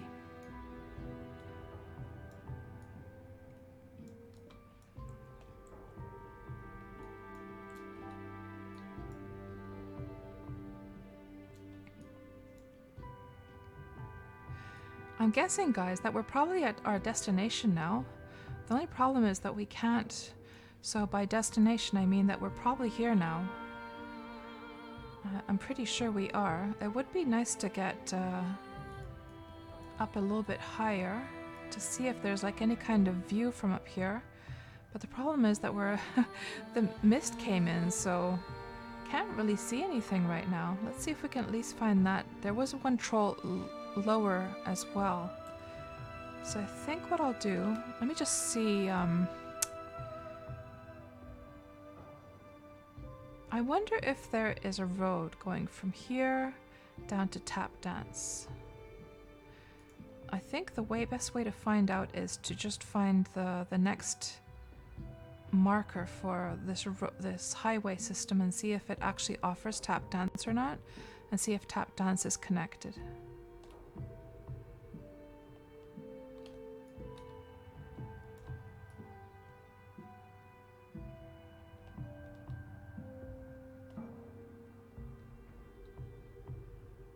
You have to run, Eladoc? Okay, thank you so much for stopping by. Thank you for the information, or like, you know, explaining how things were before. That was very interesting to hear, and also the fighting advice. You have a good evening. Yeah, I'm just thinking like that Tap Dance might not be if there's no road here, because this is so steep, this mountain, right? But somebody might have made a road. I'm just thinking if this is disconnected and it's only in this particular area, you know? We'll see.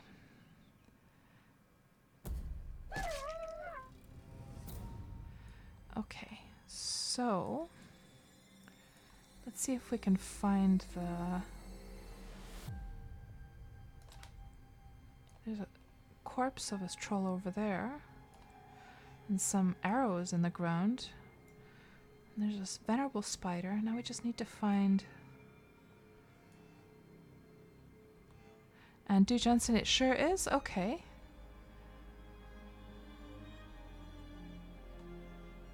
And Gara's Dranky... Oh, here's a troll. But I think I will just outrun the troll. There's probably a lot of mobs around here. Let's see if we... Oh, he's following us, but we're going to go uphill, so we might as well fight him, right? Because I'm going to go slower than he is, for sure. There's just no ways about it. I'm not going to be able to outrun him, so might as well try and kill him. So turn over this way.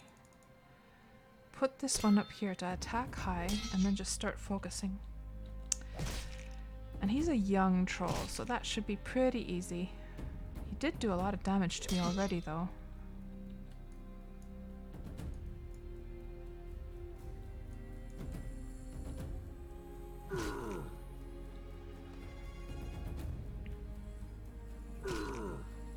Gears Drunky, you're flattening a tile. You got down to the last one slope on the corner and hit rock. Oh, that's so annoying. When that happens, that's so annoying. Oh my gosh. That has happened to me a million times, Gears Drunky. That is Wormy in life for you.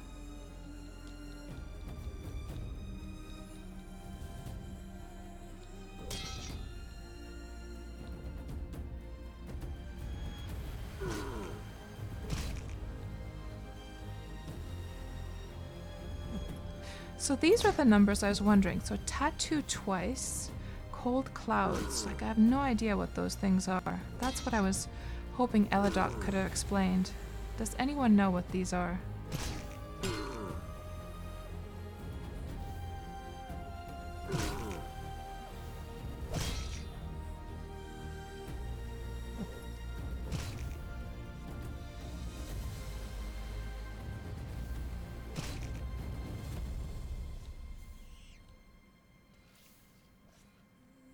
Oh, there's like 2 trolls on me. Oh my gosh. Okay, let's just get this guy finished off.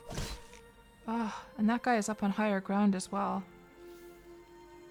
Jeez, I'm gonna have to go and like get myself healed actually before I take on that other guy, I think. Yeah, we're gonna have to just go and heal up, I think, quickly. Ugh. Bloody trolls. Oh, and there's another troll over there. Oh no. Nasty, nasty, ugly brutes.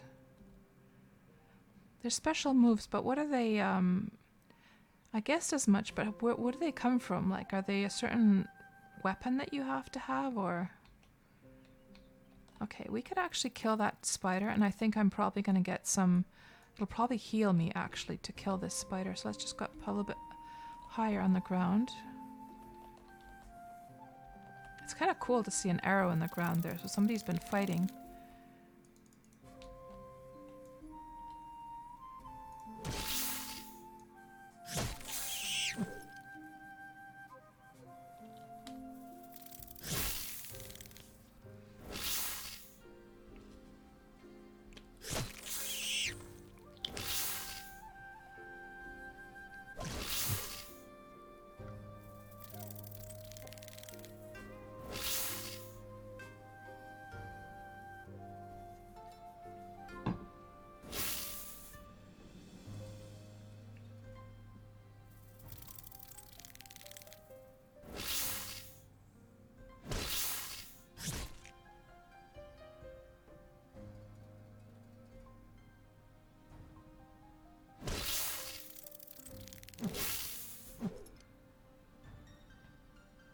And they depend on your equipped weapon, says Stu Johnson. I see, I see.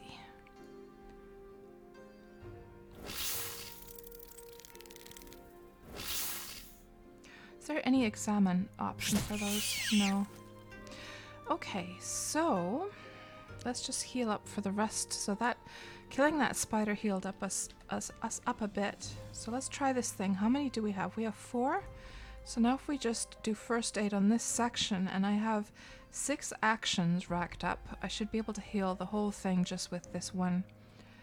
But there is something like, am I just the only one, or does anyone get like a kick out of actually doing each of them separately just because there's nothing else better to do while you're healing, right?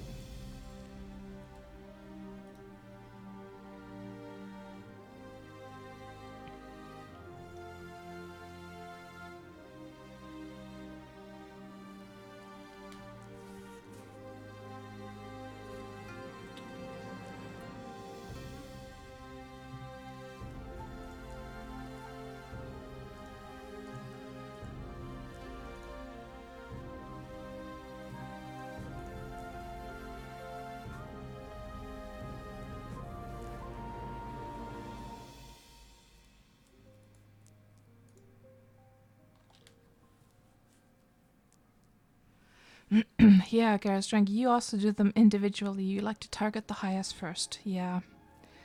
Yeah, I remember us discussing that one other time.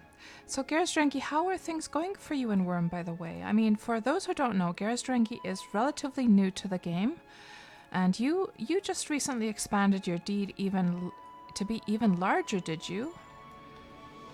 And Garristrangi, what is the thing that you're enjoying the most right now? And also, what is your biggest challenge right now? Is there anything you're struggling with in the game?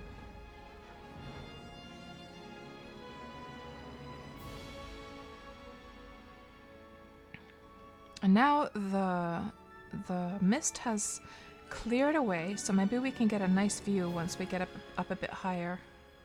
Oh, and there's actually a guard tower over there. Now that the mist cleared away, we can actually see that there's a guard tower. So if one of those nasty old trolls runs up, there's a whole bunch of mobs around here.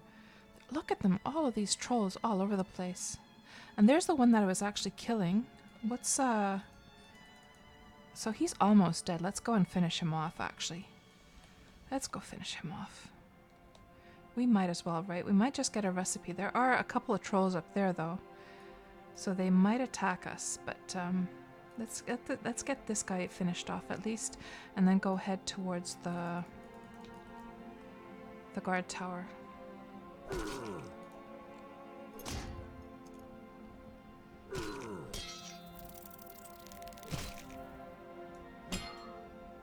I seem to have also a wolf and I guess a spider against me right now.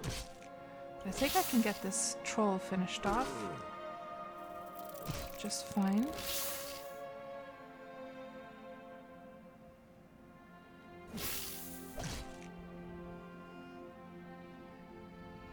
There we go. Oh, I think we got some silver.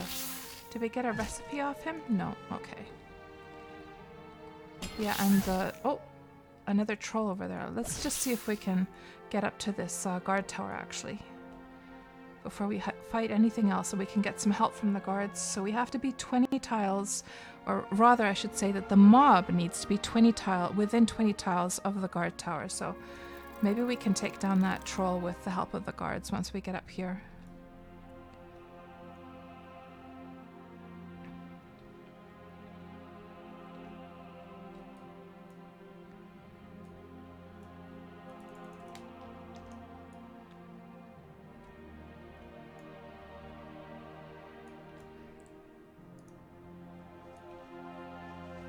Here they come to help me.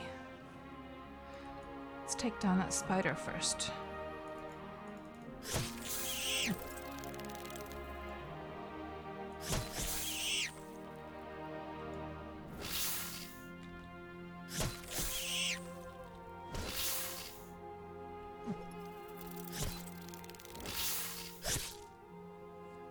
And things are going pretty good for you in Wurm, apart from having 1001 jobs you want to do and struggling to focus on one job at a time. Oh, that is classic Wurm for you, for sure.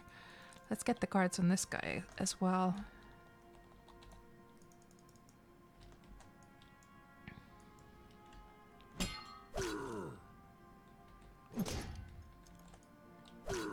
Here they come to help me out.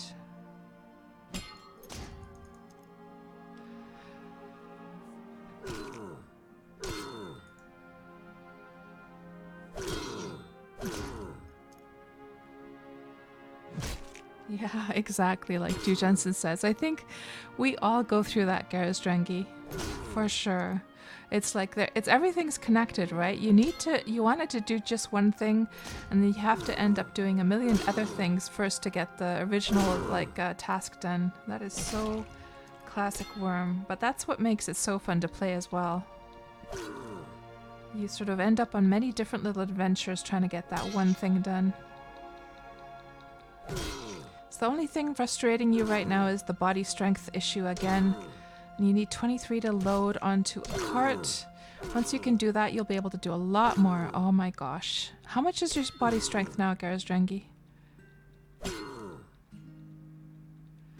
And I know you've been dealing with this issue for some time now.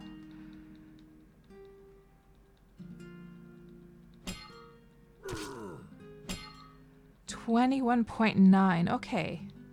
And Gersdrangi, you know about sleep bonus, right? And you know how to get sleep bonus and use it, right? Okay, do we have a recipe? Nope. Okay. And let's just heal up quickly.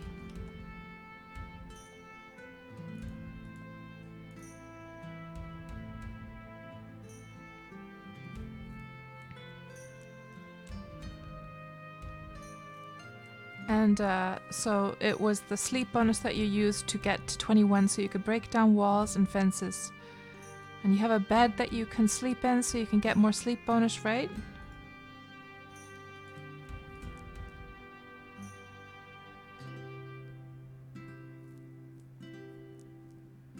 Good, good, good. Good, good. Yeah, because you know what, Gersdrangi, I didn't even, because you know how I'm very much like a do-it-yourself gal, and I didn't want any help from anyone. I didn't want any guidance. I wanted to just figure things out on my own in the game. So actually, for the longest time, I didn't. When I first started Wurm, I didn't even know about sleep bonus.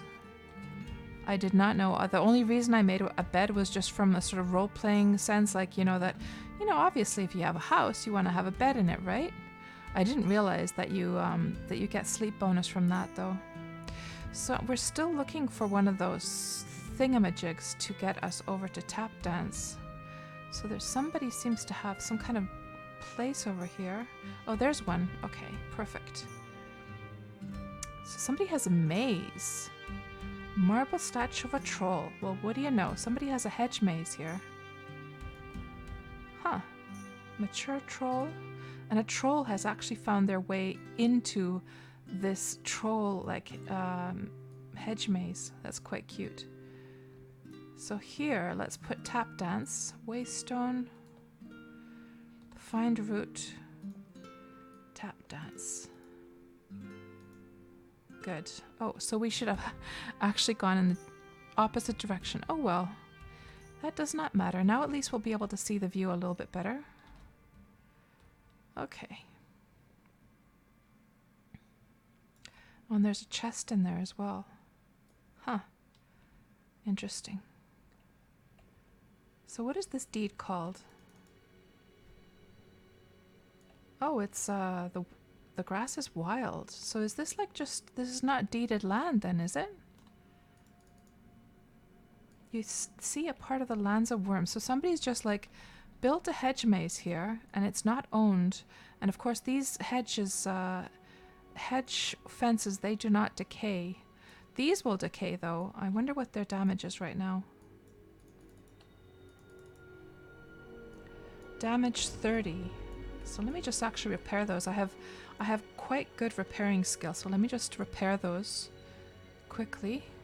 Oh, that's going to take forever. 3.5 minutes. So for those who don't know, the higher your repairing skill, the less damage you do to an item upon repairing it. So I have pretty good repairing skill, so I feel like I can I won't do too much damage to these by repairing them.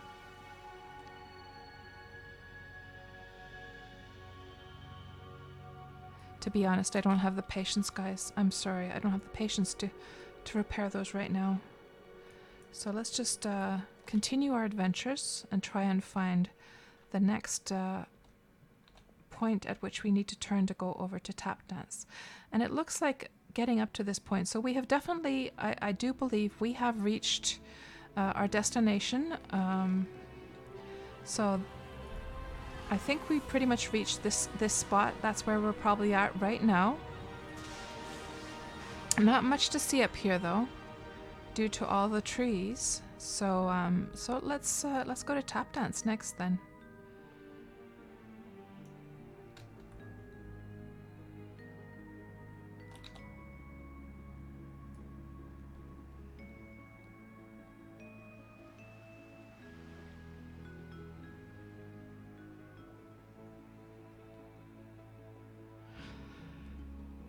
So Gersdrangi, about your horse situation, I'd be happy to bring you some horses if you like. I just didn't want to intrude upon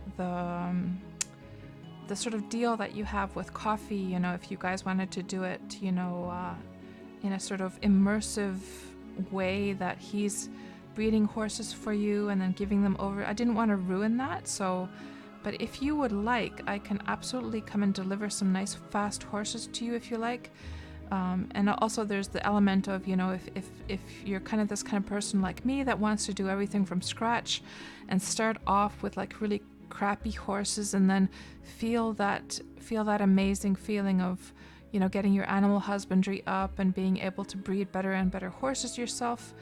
It's totally up to you. I don't want to. I guess Coffee's not playing so much Wurm right now, and that's the only reason I'm really suggesting this, is because since he doesn't seem to be so active as you are, I would imagine that. But by the time he gets those horses, you know, you will have needed them for a longer time. But it's totally up to you. You can think about that. You don't have to give me an answer now, but I'd be happy to bring over some horses for you, and you know, for free, for sure. You don't have to pay anything for them. So tap dance is this away, okay. And this is a special offer from one friend to another.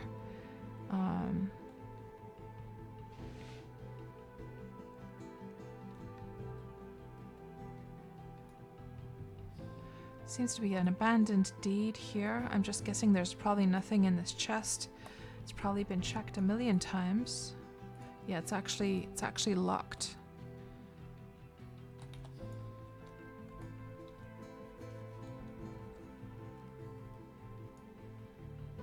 Oh, look at all these trolls. My goodness.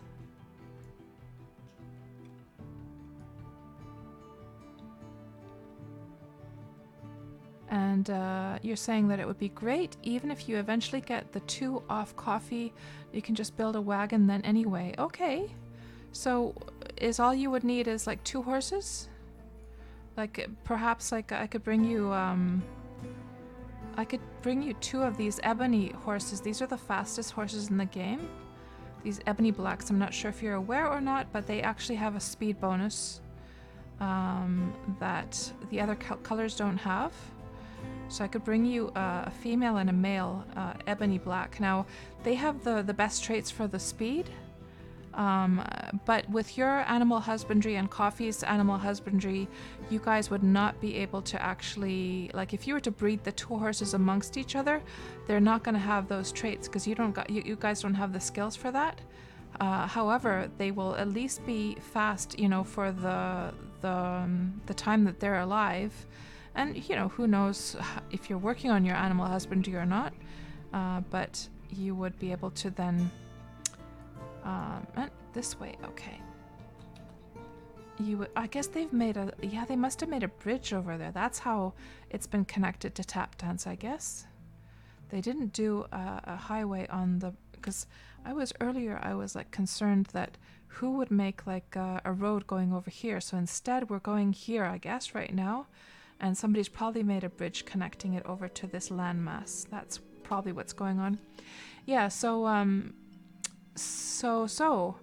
if I were to bring you, for instance, like 2 young horses, I guess at this point...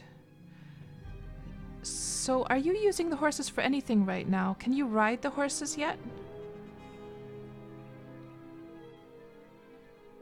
Trolls... Hellhounds. This is not a safe area. And look at this beautiful, huge castle somebody's made over here. So I'm just thinking about what age of horses to bring you. Whether I should bring you foals, just baby horses, so that by the time you get your strength up for having the horses attached to the cart, they would be of a good age, or is it more useful for me to bring you, or more useful for you, I should say, to bring you actually adult horses that you can already ride? So this is all locked up. And what is this place called? This is within the perimeter of Arnshire Castle. So this is Arnshire Castle. And is this, do we have access here? No.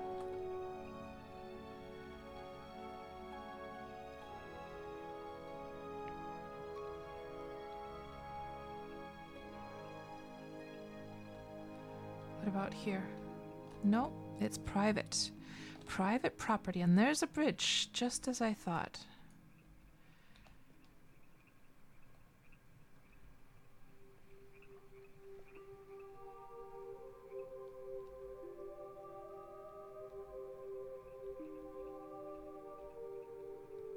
And I probably said it a little bit wrong, so about the breeding stuff. So you would absolutely be able to breed the two horses amongst each other, but they just simply would not have the super traits. They would only have the traits that you're capable of doing at your animal husbandry level.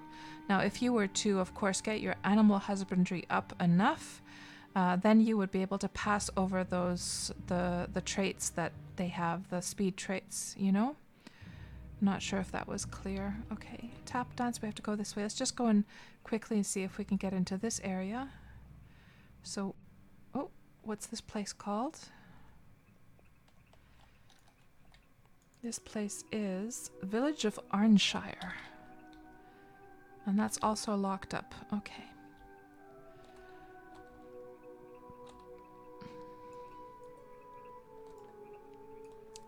And it's called Northmere Bridge, says Du Jensen.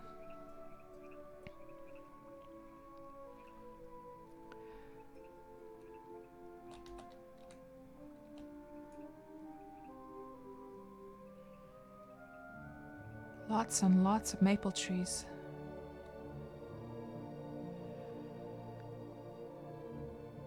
So, Garsdrangi, how long do horses live? Well, first of all, these horses that I breed, they have a trait called, what's it called again?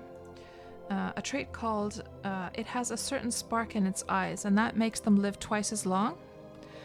So first of all, so normally horses live, gosh, what would you say, a few months maybe? With that trait, they live 50% longer, and then also if you care for them, so when you right click an animal you can care for, if you care for them, they'll live like a long time. They could live, you know, over a year even. And so obviously with these horses, you would probably want to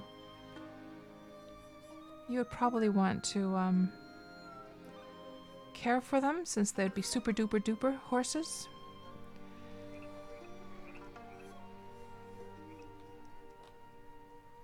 Somebody has a nice little place here, right at the foot of the bridge.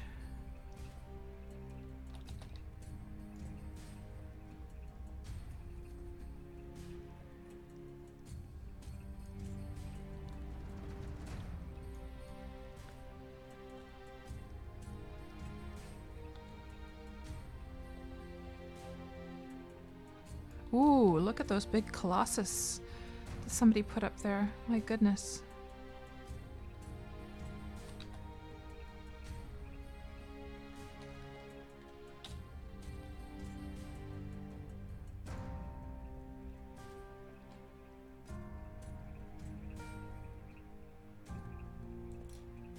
A little lighthouse down there.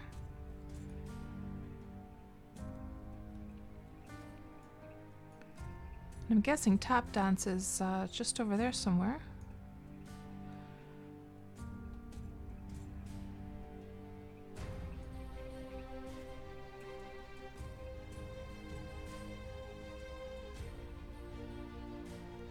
And we can probably return the, just remove that destination thing,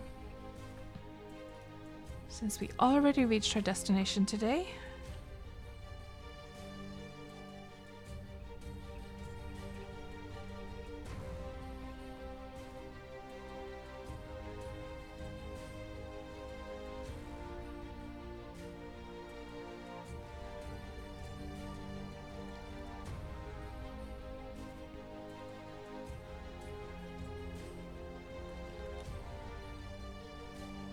Oh, I should get my stamina up and also drink a bit.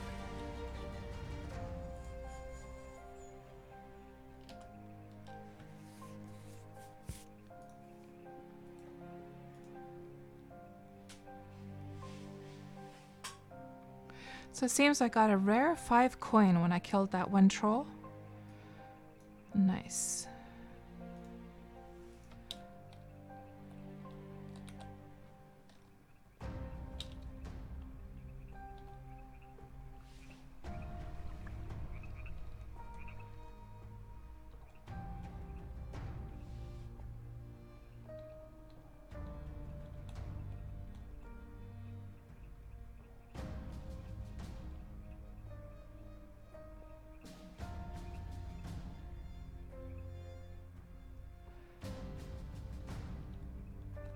What time is it, by the way? It's so dark.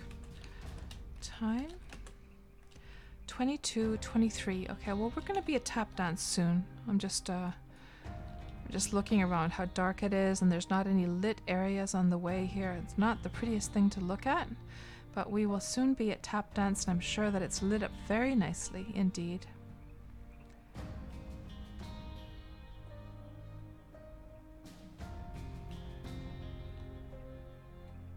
So Lord Demeron, about Minecraft, just how long have you been playing Minecraft, and do you still play it actively?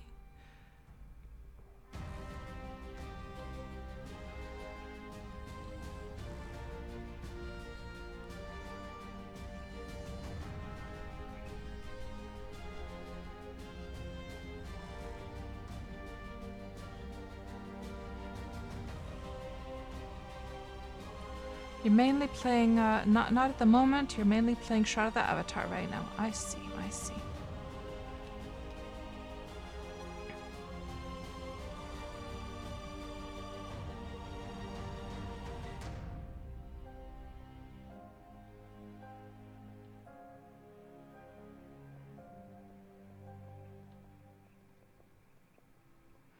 Man, a lot of this area here just seems very ugly. Like it's not developed very nicely, and there seems to be just a whole bunch of just like weird areas that somebody has terraformed a bit, but then just sort of left there. And here we are arriving at tap dance, and immediately things are starting to pick up now. This is probably tap dance. So this is where it all started, guys. This is where this character was born.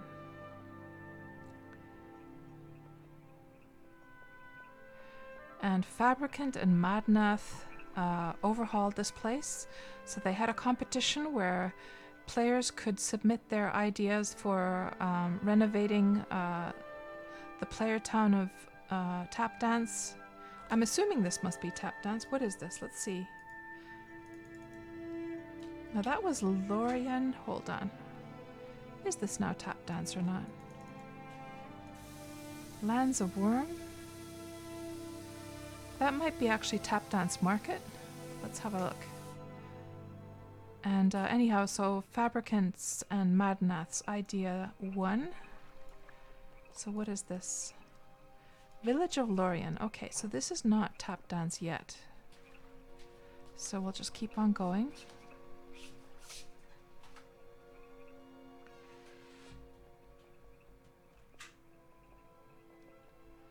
Somebody has a huge white castle over there. Celebration, what does that say? Tap Dance Market Tower. Okay, so that must be Tap Dance Market then. Let's go have a look at that.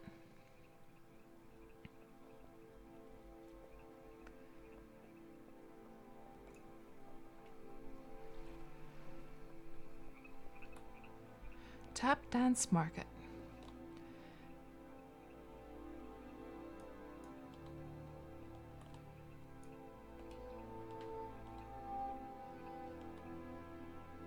There's an inn of some kind. Beds for rent. And there's a whole bunch of market stalls. Let's just see what people are selling here. I should probably turn off some of these UI things because they're bothering me. Fight window. Tool belt. Target window.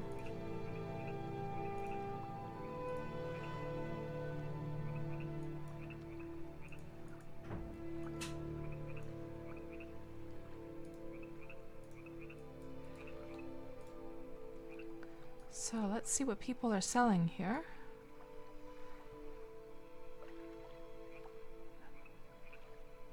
A knife, a ring.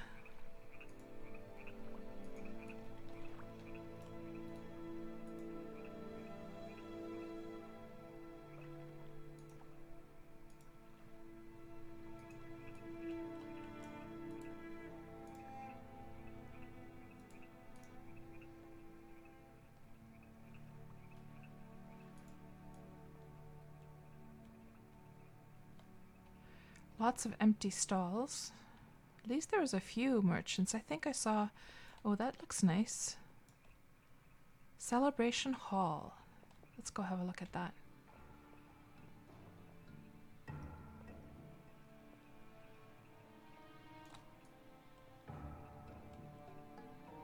Ooh, this looks fancy. Very, very nice. I can just imagine some kind of meetings being held here. And just sitting in this room. There's some kind of like meeting for people in the server.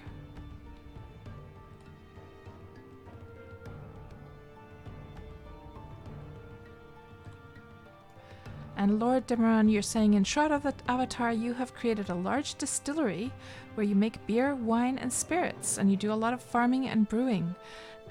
Very nice. You can actually do those things in Wurm as well, by the way. You can, there's all kinds of alcoholic beverages that there's these stills that you can create, and you can make wine and beer and liqueurs and all kinds of things.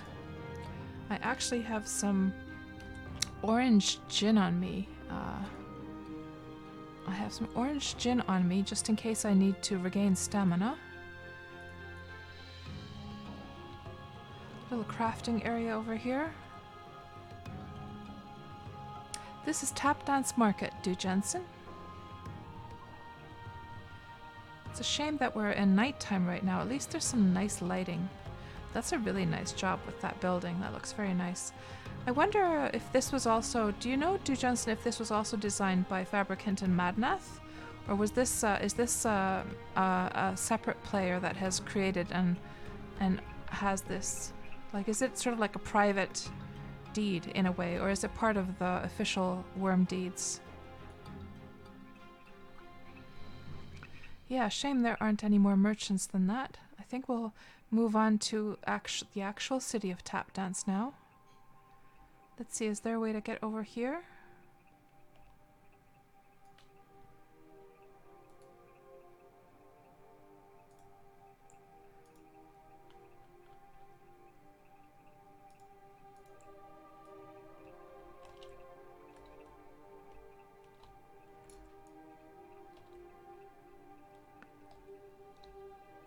Ah, I see. So this was redesigned by Noma. I see, I see.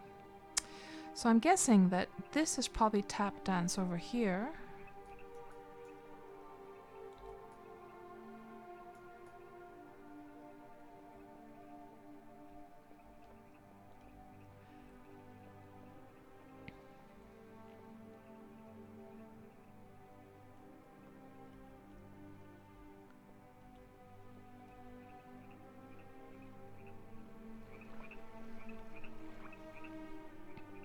And I actually did a special stream when I had to celebrate... how is it so dark looking? To celebrate 5 years of Wurm, we came here about...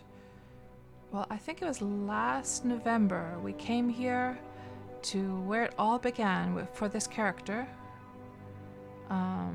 And we popped a bottle of champagne and we set off some fireworks right here in Tap Dance. And Fabricant and Madnath were there as well to help with the celebrations. So Tap Dance, are we now in Tap Dance? Let's see. Probably need to get the event window back. Hold on.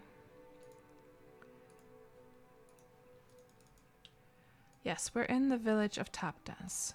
Okay. It would be nice if there would be a little bit more light. It's a little bit dark in here.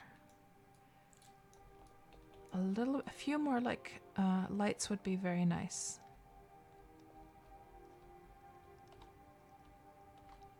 So what do we have down here? Let's have a look.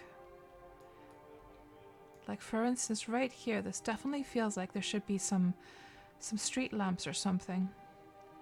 Because this would be an enchanting little spot to sit. But it's a little bit dark, I feel. And also it would be nice if the doors had some torches or something on the sides of them.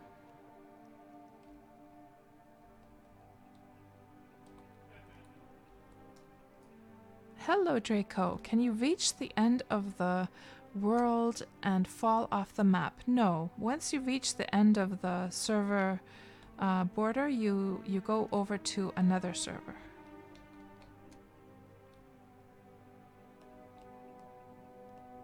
Some kind of graveyard. I guess this is a church. Yep, this is a little church again. There should be some lights in here. I'm gonna have to give some feedback to Fabricant and Madnath about this. More lights. If this was daytime, this would look, we would see a little bit more of the details.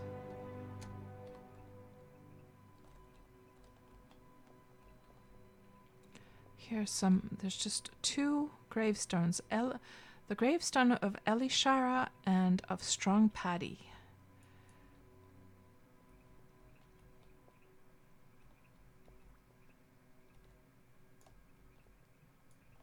Monument of Shark.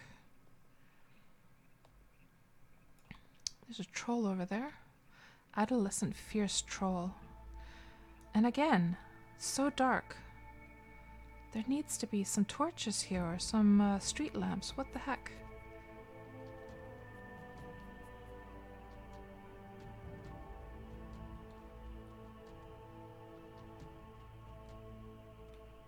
Oh, were there boy statues?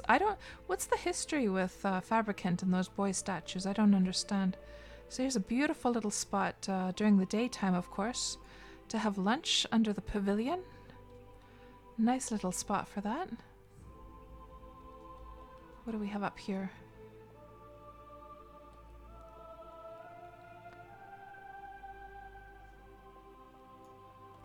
And there's the town bartender. Village recruitment board. Is anyone recruiting? Nobody has any advertisements up right now. So what is this? Thirsty Shark Tavern. And again, where are the lights, guys? Like a tavern should definitely have some nice torches. This would look so nice with some torches in here. What is going on? What a shame. There's a corpse of an... I wonder if is that part of the decoration, or is that did he just end up in there? There's a little meeting room in there. Got some barrels. So here you can actually see Lord Demeron. There's like wine barrels up here, and there's a still, actually, a copper still up there. So you have all the bits and pieces that you need to make booze in the game. Yeah. And there is the trader of the town. Let me just see what the trader sells again. I haven't been to a trader for a long time. Trade.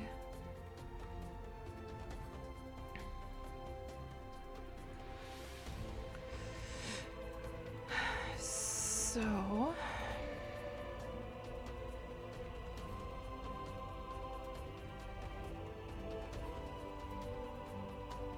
Resurrection stone.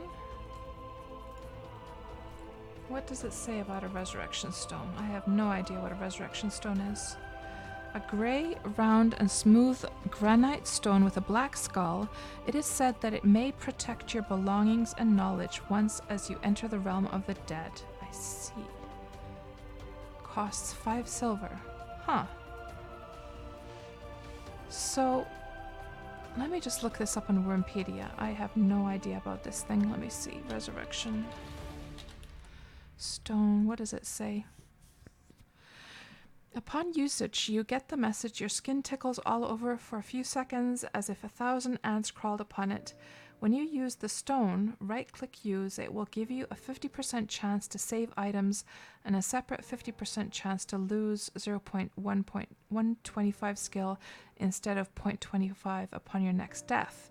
Once used, the stone is removed from your inventory and added as a buff until you die.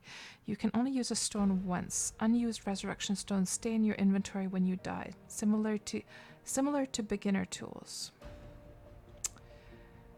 Huh. It's just a one-use, non-craftable, and no drop. But it feels sort of like if it's only a 50% chance to save items, it feels sort of like, I don't think I would want to use 5 silver on something like that. What about the far walker twig? Thank you for the follow, streamers in progress. And that is of course Mr. Laggy's new channel with his buddy that I was linking earlier. So let me see, what does this say? Far walker twig. This feet-long twig is polished and dry. It is rumored that it may transport you one time to a tree far, far away. It is made from birchwood. Let's see what the Wurmpedia says about that. Far walker twig. Oh, hold on. Far walker twig. Here we go. Allows you to teleport once to a distant location set on some tree. Huh. Small magical chest, 75 silver. I've never had a magical chest, guys. Large magical chest, 50. Oh no, 25 silver, sorry. And a large magical chest is 50. And I have made a little bit of money selling those horses, guys. I'm kind of tempted. Does anyone know, like, I've never had a magical chest after all of these years of playing the game, but I've always wanted one. So does anyone have experience of the magical chest? All I know is that stuff you put in them never decay. I'm just thinking to myself, that would be a nice place to keep my tools, so that they, you know, my very best tools, my enchanted tools, I would love to keep in that thing. And also maybe some food as well. So does anyone know? Well, I guess I could look on Wurmpedia, couldn't I? Let's just have a look. Large magical chest. What does it say now?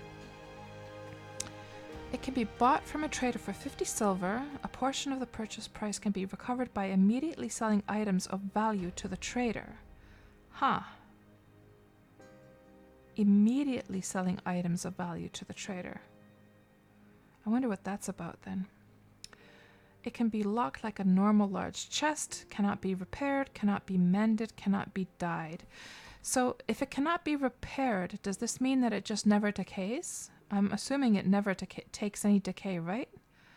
Holds the same amount of items as a normal large chest. Okay, so that's 100 items, I'm guessing. Cannot be picked up. However, it's held in your inventory when purchased until you drop it. Can be loaded into a large cart, wagon, or ship, but only by the person that dropped it on the ground. Can be offloaded by anyone, but ownership stays with original owner and cannot be reloaded even by the person that offloaded it until changed via the chest permissions. Some items may be placed on top of the chest as decorations. Okay. Despite the item description, the magic chests both lower the decay rate by a factor of 1,000 estimated on all items. It could happen any time in the future that this will be fixed for food items.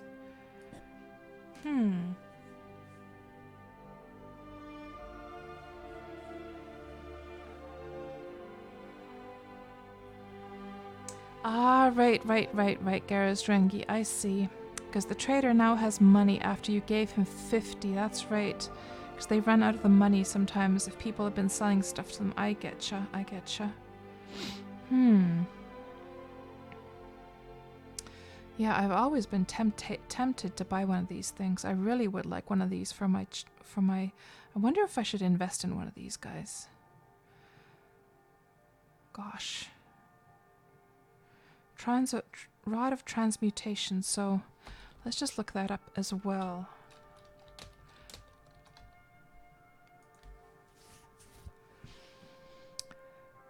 A 2-foot-long granite rod that turns a normal cave tile into the ore of your choice. The tile will have a max quality limit of 99 and 10,000 mining operations. The rod is destroyed in the process. I see. That's pretty cool. How much does that cost? 50 silver. Oh my gosh. Okay. No need for that. Huh. Wagoner contract. Tuning fork of metal detection. Let's just look that up. Tuning fork of metal detection. This silver tuning fork can be used one time to calculate the max quality level and amount of ore left in an ore deposit. One use item.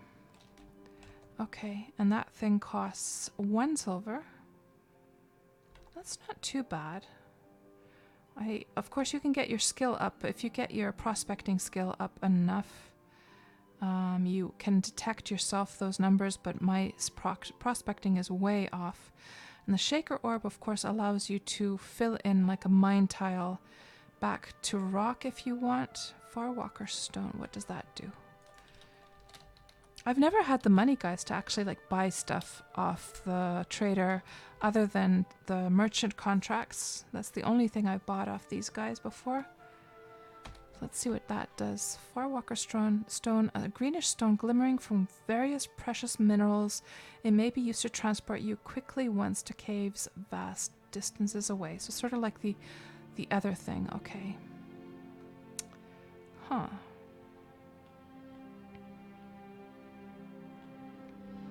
Kind of tempted to get one of those magical chests, guys. I am tempted. I'm just wondering though, if I buy it off Celebration, I'm hoping it will also transport over to Xanadu, right? Surely it will stay on my inventory if I buy it from here? I'm assuming it will.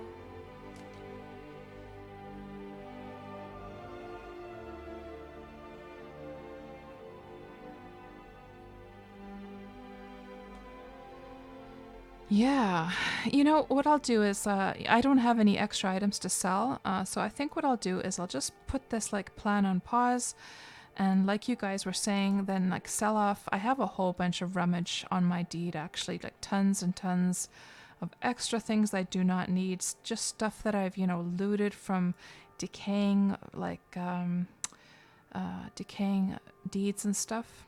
So I think what I will do is I will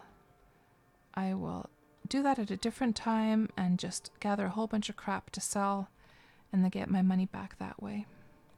So what do we have over here? I wish, oh man, I wish there was lights here. What is up with this?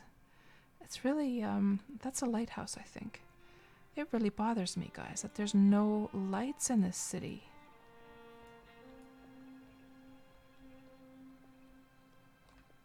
But it's really beautifully shaped. I like that.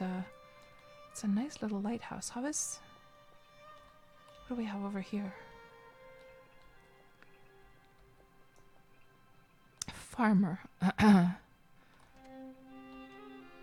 no decorations inside. But yeah, this is where my character was born. Nearly 6 years ago. And there's the butcher's shop. What's inside here? Nothing. No decorations done yet. I guess this is still a work in progress then. Maybe that's what the situation is, that this is a work in progress still. And how is this also turned off even though we're in the middle of the night? All of the lamps should be turned on right now. You see those lamps over there? They're turned on. I wonder why that's not turned on. But, of course, this city looked completely different when I first started playing the game.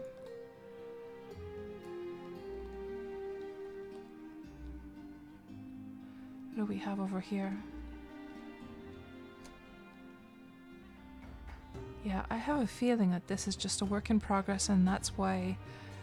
Because you're not really seeing very many decorations inside of the buildings. You're not seeing any lamps, so I'm assuming that they're still they must be still working on this, surely. Did we go and check this one? Museum of Archaeological... Gosh, I'm not pronouncing that right. Archaeological. No. I can't say it, guys. Anyhow, I'll just call it the Museum of Archaeology. Let's go see. Let's go have a look what's inside there.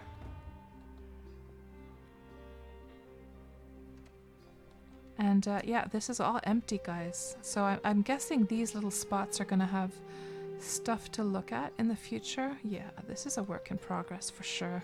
Okay, That's what's going on for sure. Okay.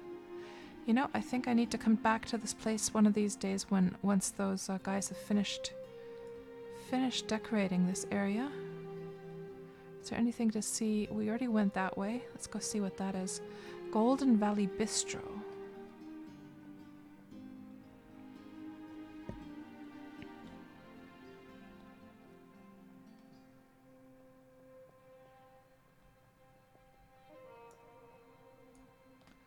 Now here is some lighting at least. It looks so nice. Look at that. Look how cozy that looks. This looks like an actual restaurant. Now that's very nice. I'm not a fan of the pottery brick, but it really suits a restaurant like that. And here's the place for the cook. Very nice. Now I can just imagine if this place had like players actually cooking stuff up and then customers, you know, buying dinner and stuff. That would be really nice. And here's exactly that kind of spot where I wish, you know, the game had NPCs that you could plant in different areas. And I'm assuming that is... You know what I feel like doing actually, guys? I feel like retracing my steps to go and see the very first place where I first made a building and going to see... Let's do that. Let's go and see... let's retrace my steps to the very first house that I built on my first day. So I started playing the game in the middle of the night, and then I played all night long for about 7 hours until I found my perfect spot, and I built my first house on that first day. So let's retrace my steps, and I'll go along the shoreline here, because that's how I first started off. I went along the shoreline.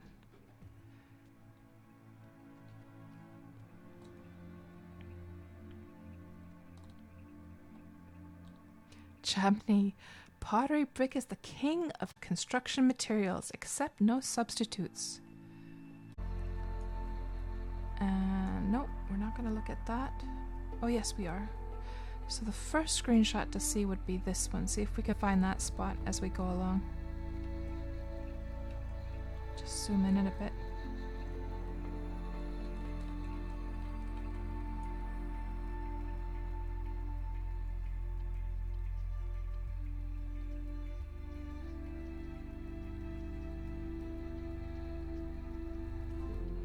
And looking at the other side of the world, I know you guys can't really see much because it's so dark right now. But looking at the map, let's just get that, where is it? Menu bar? No. We should probably get our target window back just in case something attacks us. And then the quick bar. Yes, the quick bar is what I needed. Quick bar and...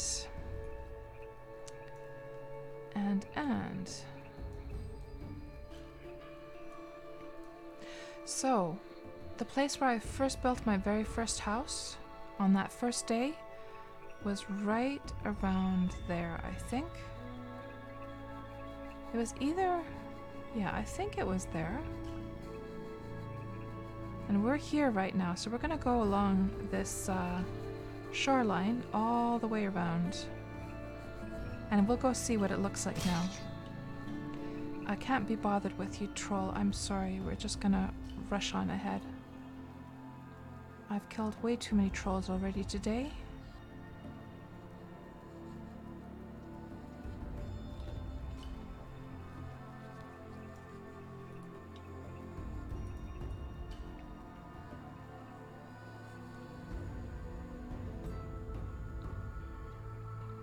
And the reason on that first day, the reason I stuck to the shores was because I realized that some of the monsters cannot follow me into the water, and so it was the safest way to go to navigate, because if, you know, something started, like a troll started chasing me, I could just go into the water and escape it. But of course now, nearly 6 years later, we don't really have to worry too much. Look at all these trolls. We're on our trusty steed.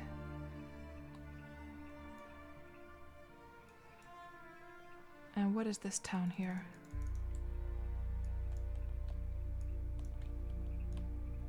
Riven Wood.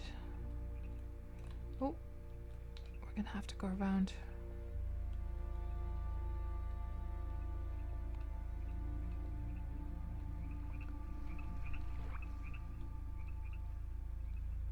You know what, Chabney? I still haven't come to seek out the place where you live.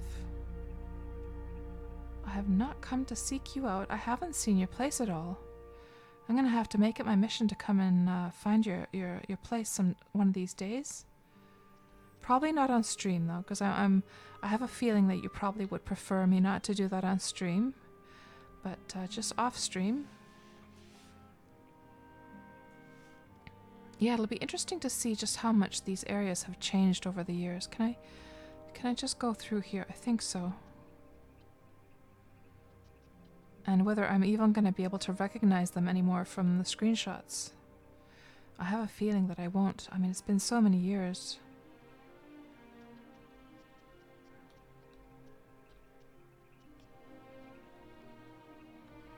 Hello there, Liverbane. Welcome to the stream. Nice to see you back. How are you doing tonight?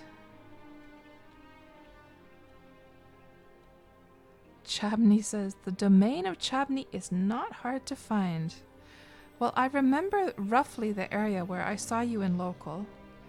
I think I was seeking out one of my old mines there, actually.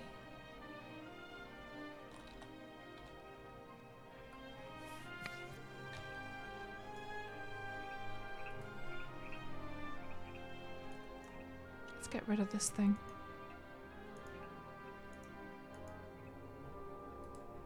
Why is this popped up like this?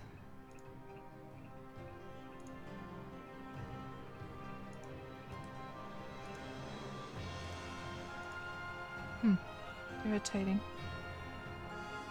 Irritating. I wish that would go down. You know, sometimes like some kind of one of the programs that you have open pops that taskbar up and then it refuses to go back down. I'm not sure why it's stuck up like that. And then simply activating the program will make it go back down again. Not sure what's causing that though.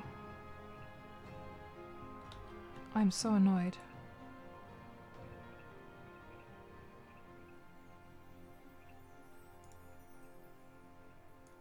What if I just pull it down?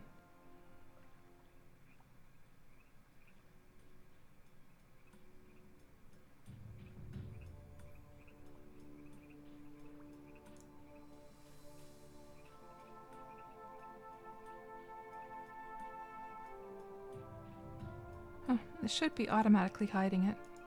Let me just go through the software once more. See what's causing that.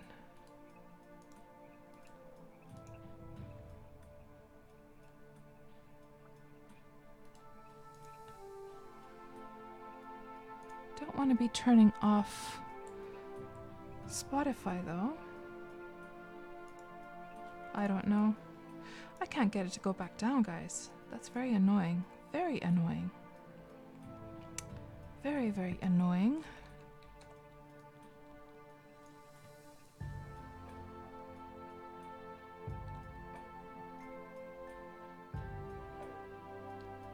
Liverbane, you see the slight brag about how big Chabney's domain is. And Chabney's saying that his residence is unexpectedly modest. I bet it's very cozy though. Knowing how much you are a role player, Chabney, I bet it's very, very cozy.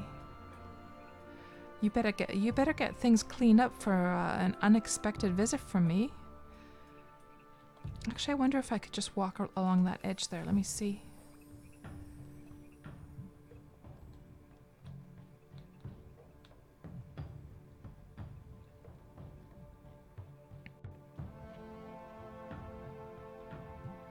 So back when I first started playing the game, there were only two types of walls that you could build with. There was just the plain wooden walls and then stone. Can you imagine that? Only two types. And these days we have slate, we have marble, we have pottery, we have rounded stone, we have rendered, we have sandstone, we have, I'm sure I'm forgetting something.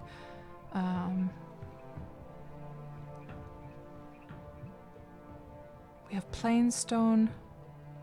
Oh, this looks like a pretty place. What's this place called? The village of the Zen Den. My goodness. What a beautiful mansion we have here. It's locked though. Can't get through, so we're just gonna have to admire from afar. Pretty swanky, pretty swanky. I like the purple lighting here as well. It suits the marble. That was certainly not here when I first started, that's for sure.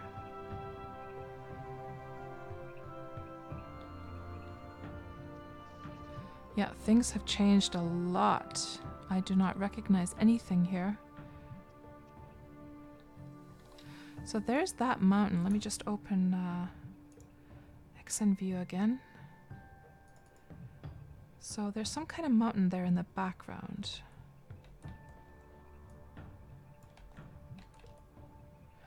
Is it that mountain? Yeah, I think it is. I think... maybe? I'm not sure. I'm not sure. Could be. Let me just see what other screenshots we have here.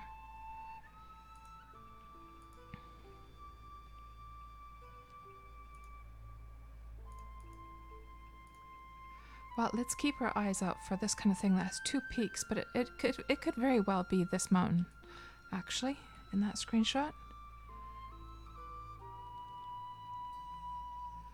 Yeah, it is pretty, isn't it? Very pretty. I think I could probably walk along here. And thankfully the sun is finally coming up. We'll be able to have a... actually see something now.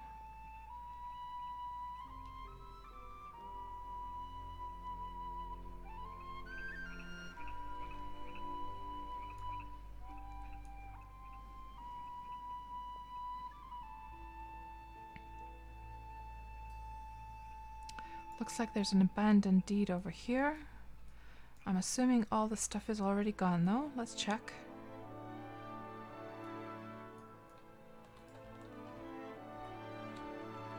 That's locked.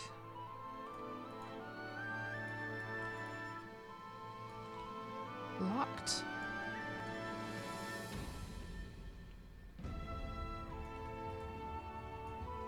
They're all locked.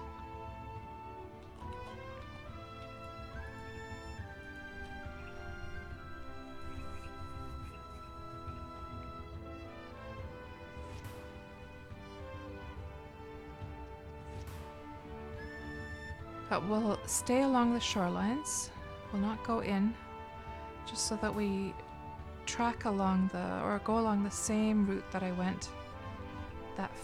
Those first few hours of Wurm, so many years ago.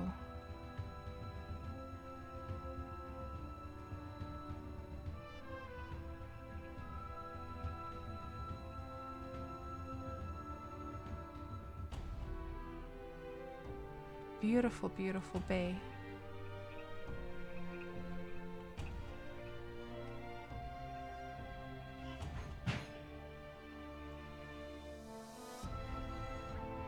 Oh, there's a little goblin. Let's just take care of this little guy. See if we can get his skull.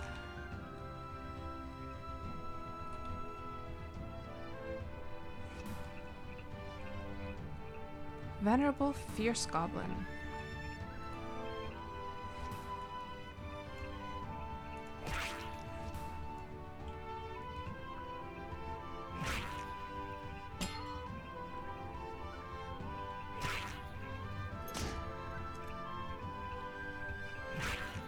Too far. We need to get a bit closer.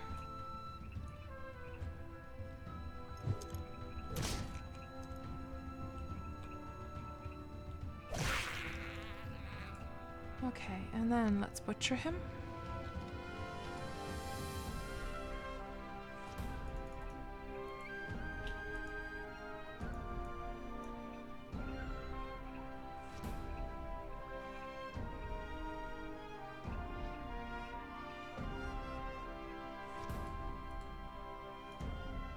And we got a skull. Nice.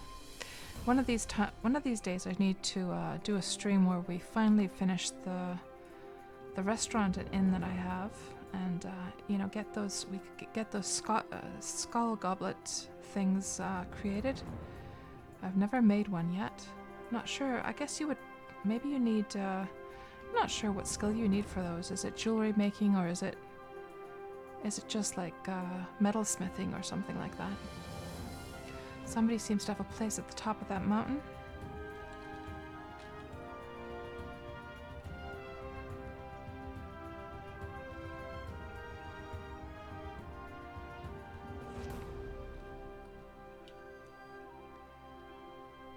Nice little town over there.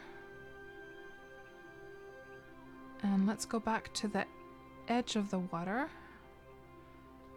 Just to stick to our original plan.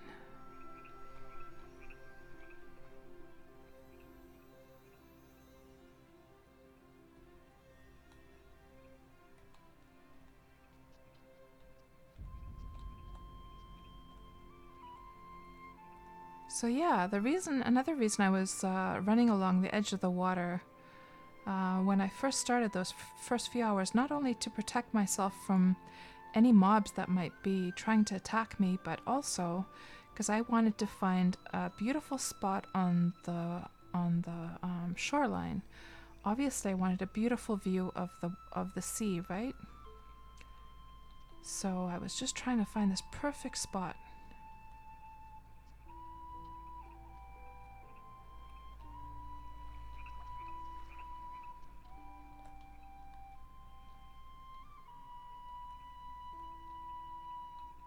Hope I don't get trapped in this hedge fence here.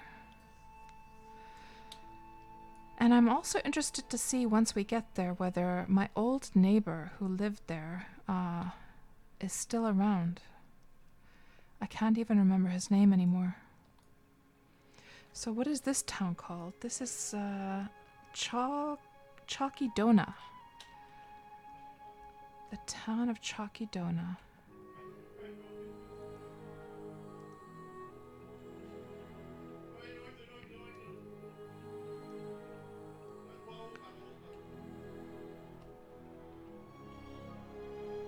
Is that an abandoned deed over here? Or maybe a newbie was living in this town? Is this part of the deed still? Let's see. Yes, it's still on the deed. Maybe they had like a newbie building a house there or something.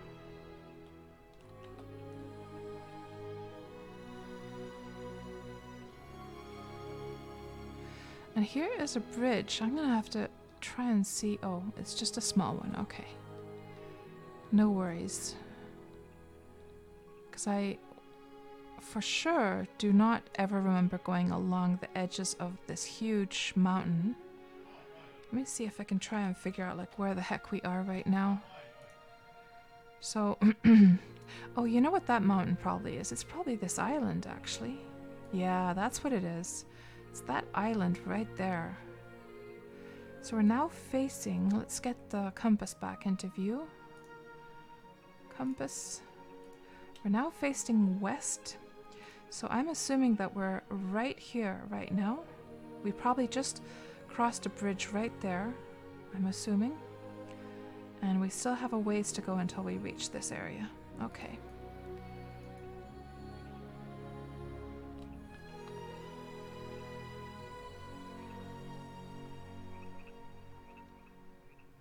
And here's a nice little place somebody has. Let's just go peep in there and have a little look around.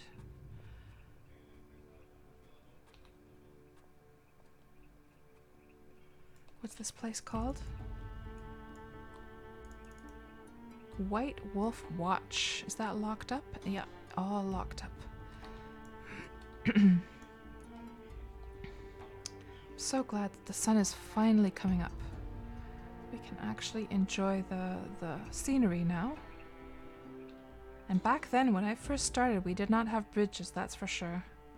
There were no bridges in the game at the time.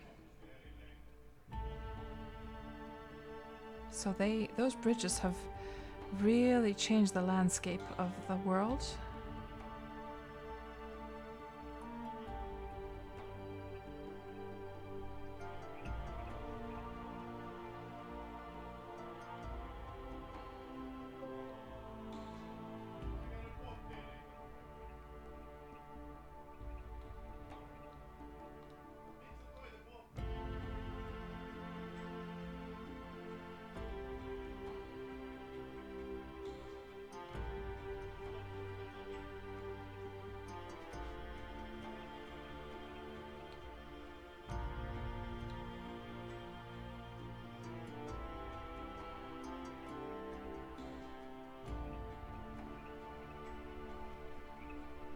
Here's a nice rendered village.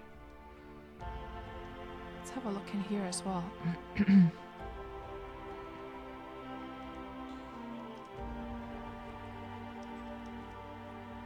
I have to say, I really do like the look of the rendered. Oh, that's nice.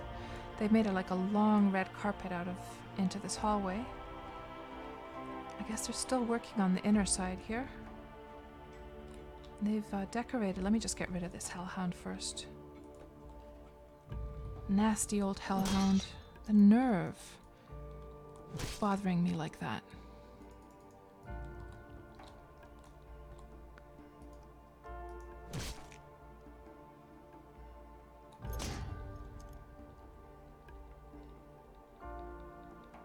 See if there's any guards around. No guards seem to respond to your call. Oh well.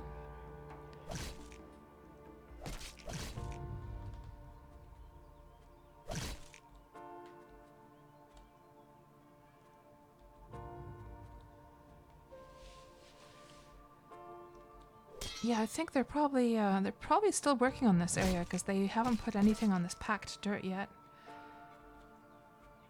But it looks like a nice little spot.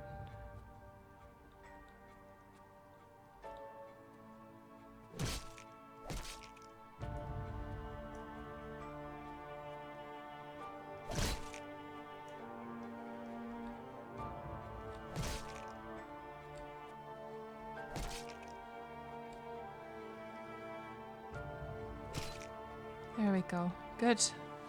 Now we can have a look at the interior in peace. I'm guessing this is locked. They have a nice little spot there to drink some coffee.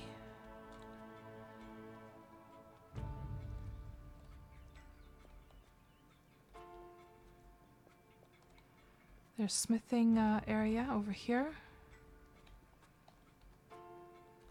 Yeah, it's a beautiful little place. Some storage.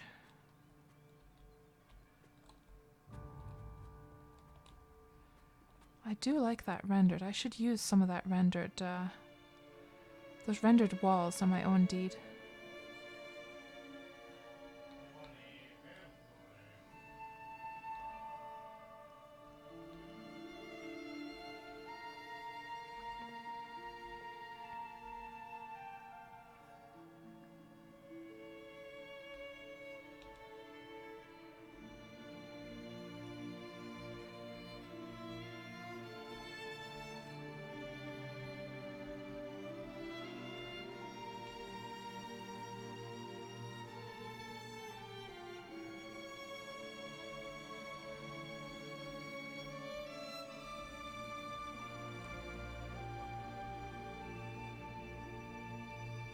I have to say that I mean, if we look at these old screenshots, we haven't, that mountain over there was probably the one we were looking at earlier. And I'm just wondering, 'cause there's this step area here, but it doesn't really look like this area either. So I have a feeling that the landscape has just changed so much. And it looks so different, the game. It looks so different.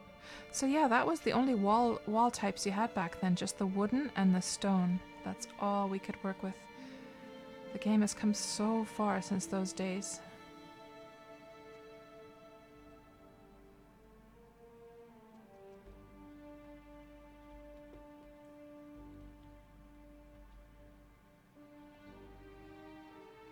And we got the new water system. The water looks so pretty now.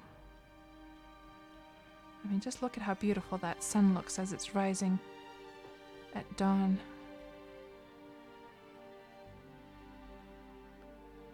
It's going to be so interesting to see what that spot looks like where I first built. Oh, I should probably heal myself up, actually. I should probably do that.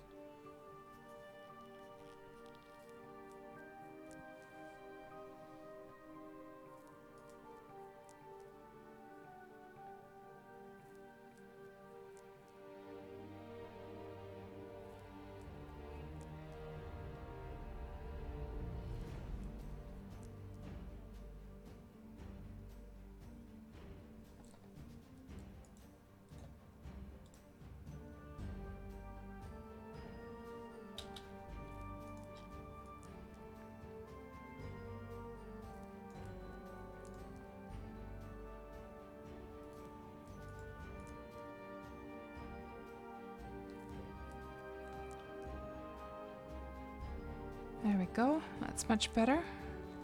And there's a troll over there. Good thing that I healed up. You never know. So actually, let's just check actually the direction. Okay, so we're facing west. We're facing west.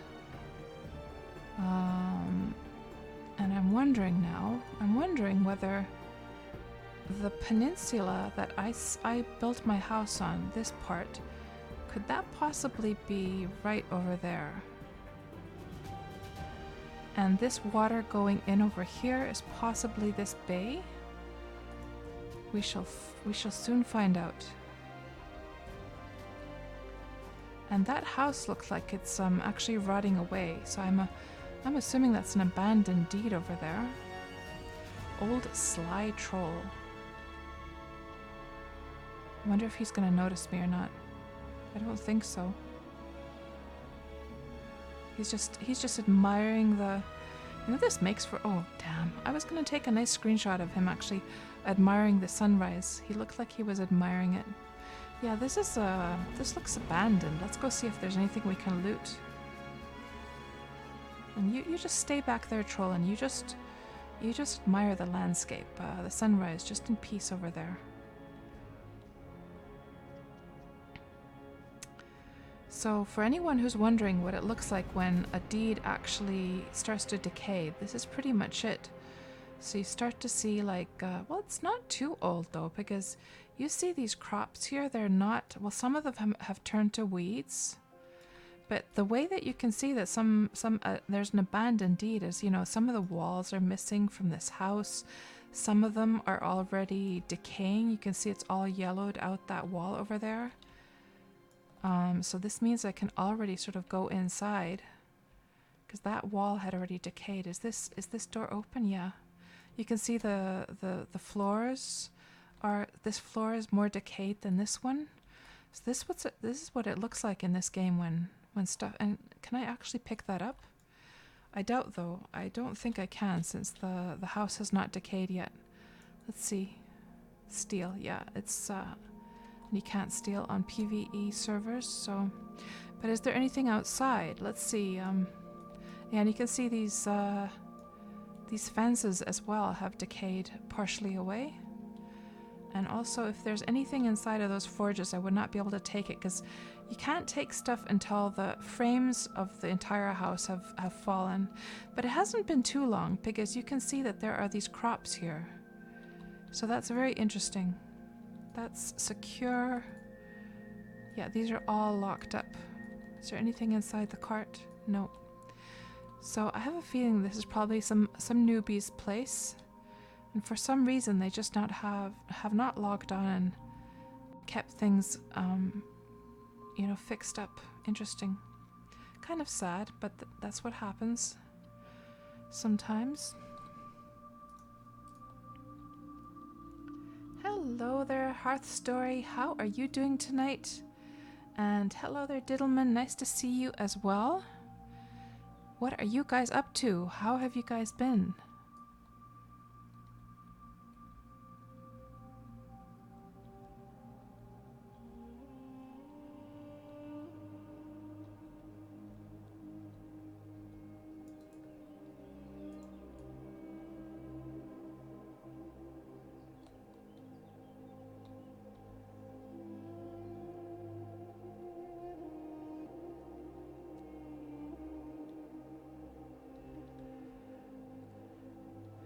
And you're doing good, Hearth Stories. Nice to hear. So you have your last day of vacation. Oh no. Well, I hope you had a good vacation though.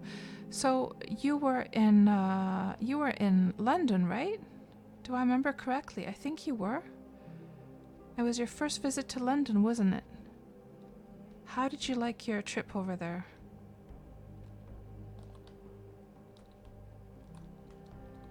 What was your favorite and your least favorite thing about London?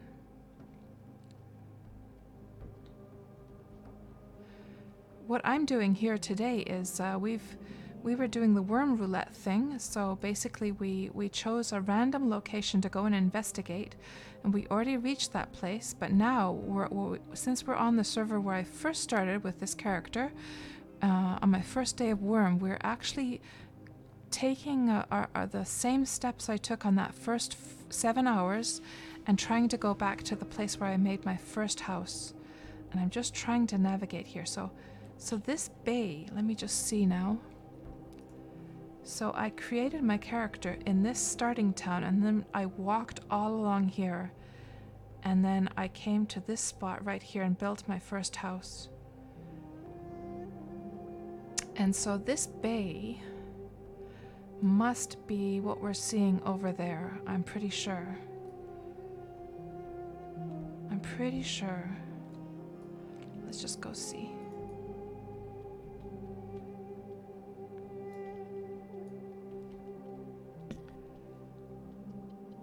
And you love the city, you most like the air in the city, and you love the complexity of the city. Nice. So did you go to the Tower of London? The Dungeon of London. London Dungeon, or whatever it was called. Did you go there? Or what sightseeing places did you go to there?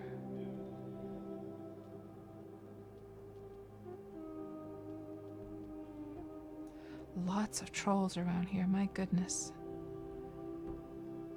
Let's just stick to the shorelines.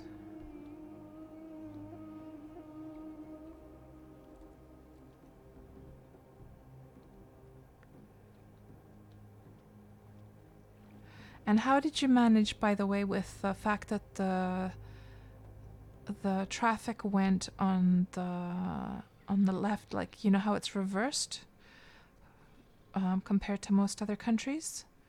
I almost actually got run over by a taxi because I had forgotten when I was in London, and I forgot that, oh yeah, you know, that the cars drive on the opposite side of the road, and I was looking the wrong way, and I almost got run over by a taxi there when I was visiting. All these trolls, my goodness. No, buddy, I'm not going to be fighting you today. We're just going to take in the beautiful scenery and run right past you, I'm afraid.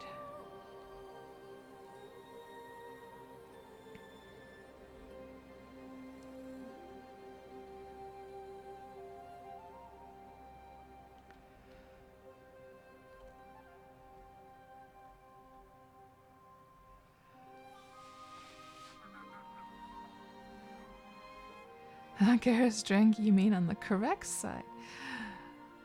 It took 2 days to get used to that. Well, I hope you didn't end up in any dangerous situations like I did back then. Okay, let's, I don't think I can, no, I can't walk in here, so let's just, shit. Now we're in a bit of a pickle here. We're in a bit of a pickle.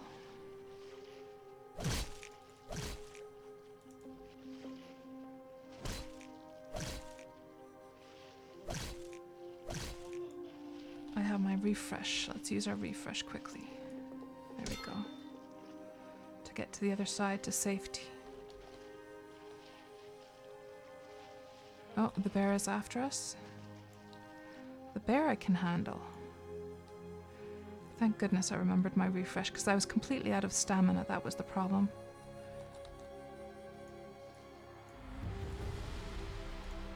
Okay, let's ride off quickly and go heal up. So I'm seeing a lot of unicorns in this area. I wonder now.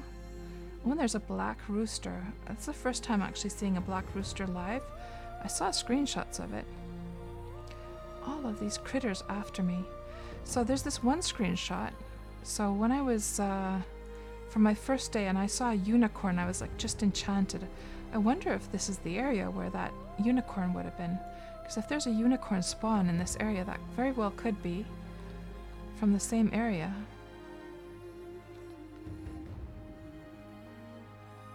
Lots of unicorns here.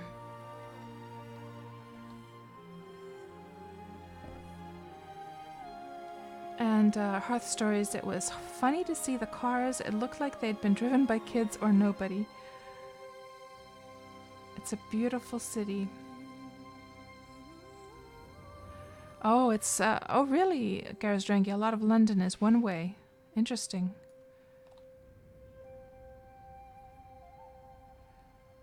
You know, from visiting London, I've been there a few times, but one of the things that sort of has really sort of been etched into my memory is visiting the London dungeon, and where, you know, people were tortured and stuff back in the day. And just the smell in there. It smelled old. It smelled like pee. Somebody had peed there hundreds of years ago. It was this putrid smell in a lot of the old buildings there. I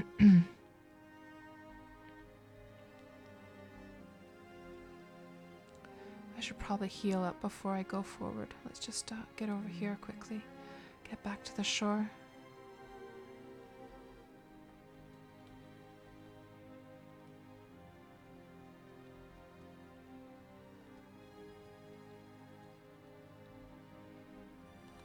Okay, so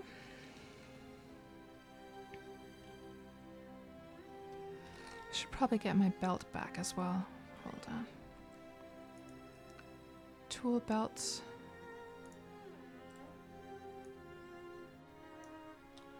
And let's heal up a bit.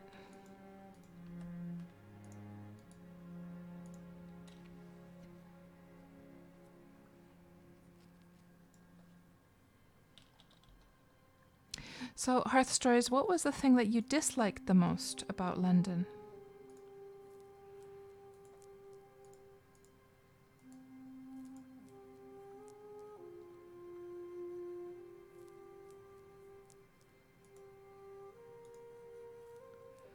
There we go.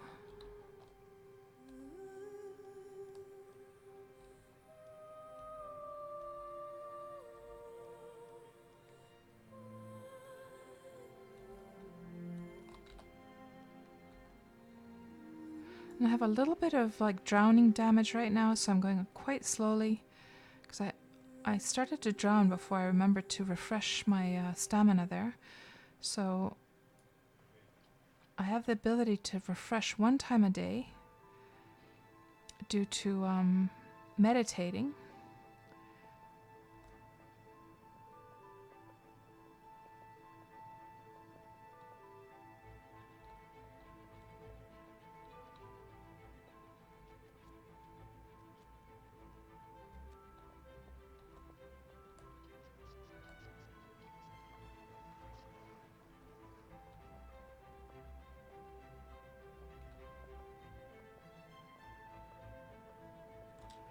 So the prices would probably be the negative thing. Yeah, it's pretty expensive there. Of course, it's understandable being, you know, the city that it is. In Garazdranghi, one-way systems are getting more and more common in English cities. The streets are just too narrow for traffic going both ways. That's one advantage the younger countries like the US and Canada have. You personally love the craziness of old European cities' layouts, though. Yes, that is for sure. You know, guys, I'm wondering now. I'm wondering. Could this possibly be this place? You know what, guys? I think... Oh, hold on. I have a feeling that this could possibly be the same place. This place right here. See that? There's a fence up there. And there's a road going up there. I mean, you know, somebody, obviously somebody else probably lives here. But it almost, what about the, we see something in the, oh, hold on, maybe not. No. Because we can see over there that there's like some distant terrain. So that is not the area, no. It was almost gonna be. So, because of course players can modify and change the land so drastically in this game, so yeah, that was not actually the same area. It could have been though. It looked very close to it.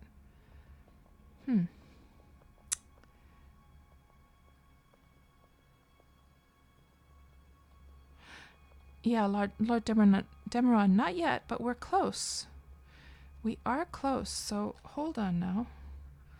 Let's look at the map a bit. So here's this tiny peninsula right here, or this like this tiny sliver of land. We're very close now, because that I remember for sure. I remember I had my very first fight with some rats. It was the first time I tried to fight anything with a sword, right there actually. And yeah, we're almost there, guys. I wonder if the same guy still lives here. We're almost there. He had his place up here on the top of the hill.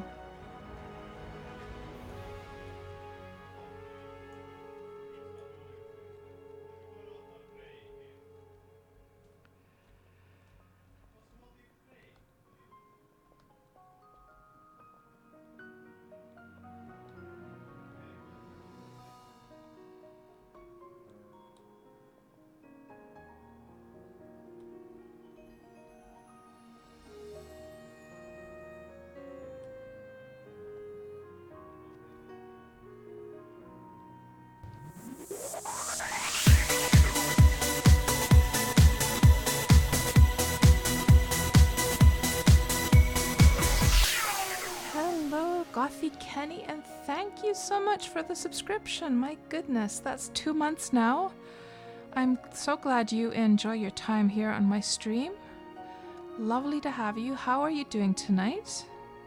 So here's what's going on, Goffy. We did the Wurm Roulette again. So for those who have just joined the stream in the recent say hour or so, we started off the stream like we do on Tuesdays now. This has become like a weekly thing. So basically we chose a random spot here from this map. We pressed the button and we ended up here on Celebration around here. You can see it all actually.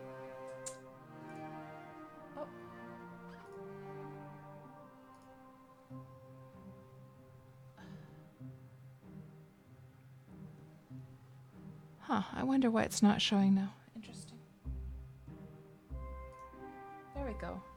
So you can see it there on the lower right corner, the destination we ended up choosing, or like that was randomly chosen here. So it was somewhere around there. And we already went to that spot. There was nothing too much, there wasn't anything too interesting. We fought a few trolls there. But that was about it. And so since we still had some time, I mean, it was very, very easy to get to that spot. So since we had some time, I decided that what we could do, we went to go and see Tap Dance then. So we were over here, and then we went along the shorelines, crossed a bridge over, and went to see Tap Dance. And then we have been going along the shoreline, retracing my steps of my very first 7 hours of Wurm Online when I started nearly six years ago. And my very first house was built right there, and we're now on this spot. So we've gone all around and we've almost reached the spot. So it's going to be very interesting to see what that place looks like. And we're almost there, guys. So I wonder if the same guy still lives here. Let's go see what the name of this place is. If it's still called the same place as before. You enter the Fortress of Death. Well, it was definitely not called the Fortress of Death. So I think that the guy who used to live here has moved on and somebody else has taken over the spot. Yeah, it was definitely not the Fortress of Death. That is for sure. Let's see if we can actually get in there.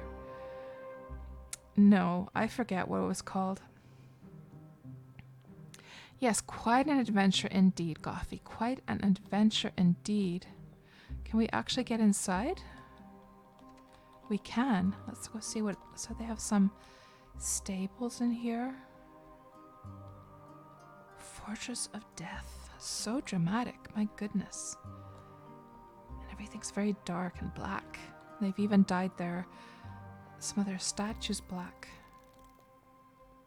Ooh, and they have some scary looking sculptures up here. Oh, what's in here? And they have some red lights and this dragon statue. There's, by the way, the magical chest, guys, that I was considering buying. They put a whole bunch of those goblin skulls. Something's trying to kill me here. Oh, it's what the hell? It's like a gigantic scorpion they have. Oh my gosh, look at that thing. It's probably a champion fire scorpion or whatever you call it. Oh my gosh. This is definitely a dark place. I'm glad they have their doors open so you can at least explore. Some of the doors are locked though. Or hold on, did it just open? No, that was the portcullis. Oh, so is that the thing that the stone looks like that takes you... Okay, Jackal Lodestone. This is the first time seeing what a lodestone looks like. So this would actually take you to Jackal. I've never been to Jackal though. Huh. I'm almost tempted to go see, but maybe not this stream.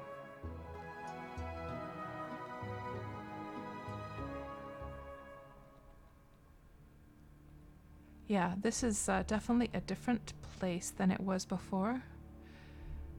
And I think what I'll do... What's the slope here? The border is 20 slope up, so if I just dismount, I should not slide off. There we go. Let's just grab my horsey.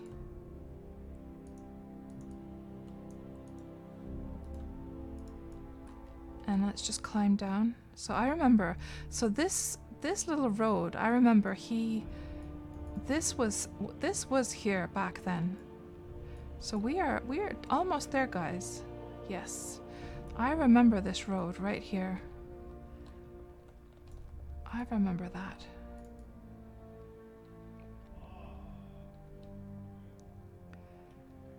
Oh my goodness, this has changed. Oh my goodness, guys.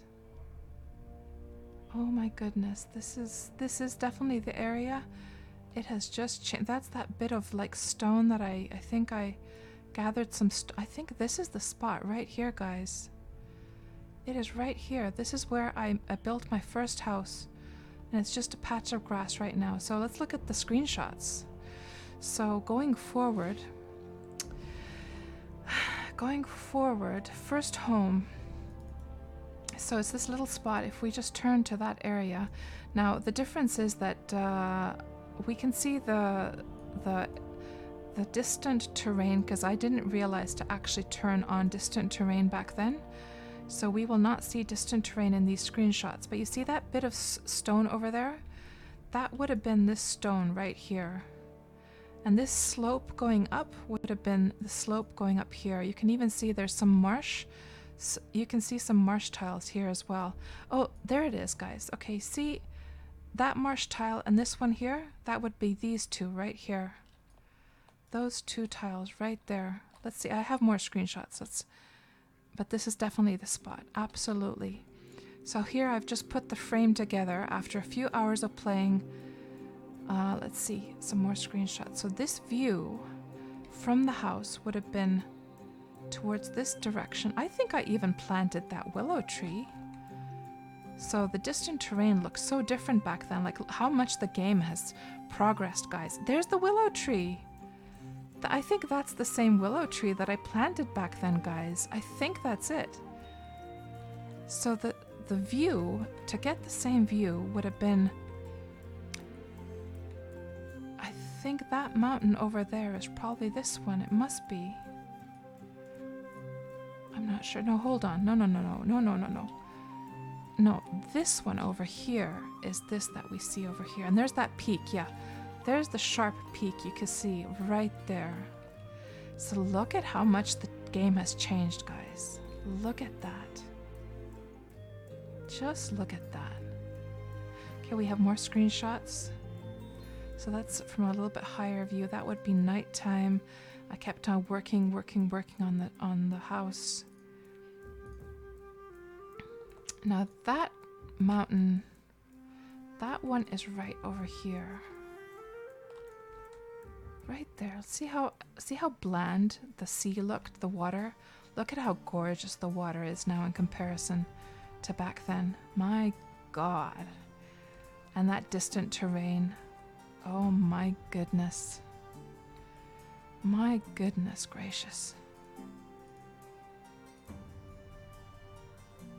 And this view of the little house, we would have been turned in this direction over here. And you can see there's some mountain over there. I think that would be that area. You can just see it over here. And yeah, I think so.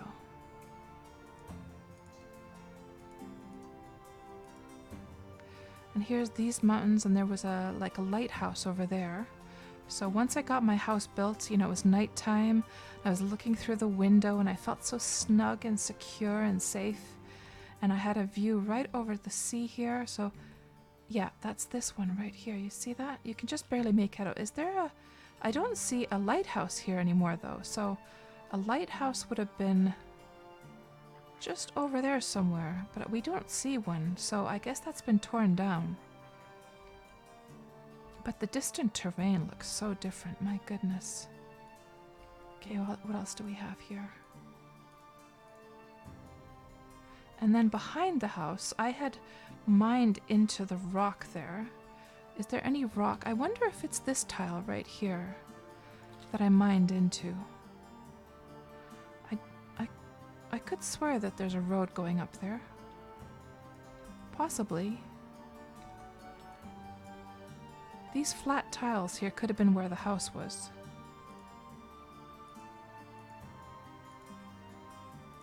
And then that's a whole bunch of different stuff over there.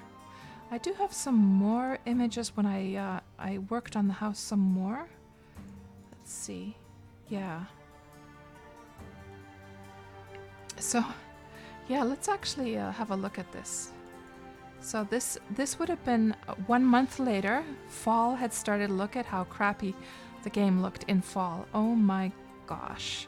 So this was a farther... Let's just take the horse here. Hold on. Let's take the horse and just lead the horse into the water. And let's just swim out a bit. Drink. And let's swim out a little bit and see if we can get that same view. So this would have been the moment, I think, where I was packing up to leave this house because I had founded a deed somewhere else. Let's just see what other screenshots we have here.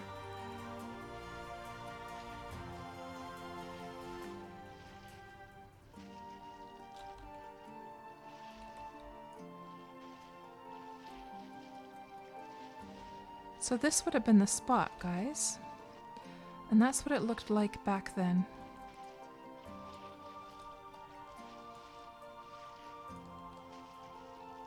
So somebody has turned all of this into steppe, actually. It used to just be grass.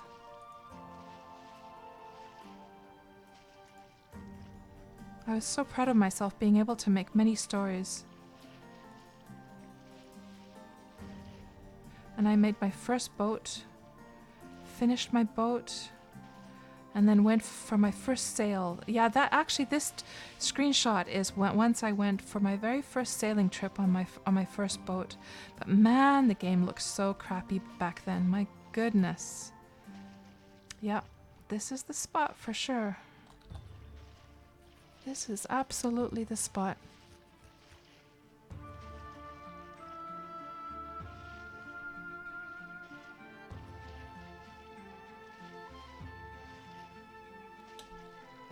So, I wonder what happened to my neighbor who was up at the top. I have to wonder. I wonder what happened to him. I wonder if he's still playing the game. But basically, he was just the best neighbor to have. Because he did not force his help on me at all. He didn't bring me like stuff if I didn't want, you know, and he just left. He had a deed at the top here, but he was very, I mean, imagine guys, I'm a new player. I come here along the shoreline and I just start like building a house here, and I had no idea there was actually a deed at the top. I didn't, you know, during those first hours of playing Wurm, I had no concept of deeds. I had no concept of, you know, sort of respecting if somebody had a deed close by.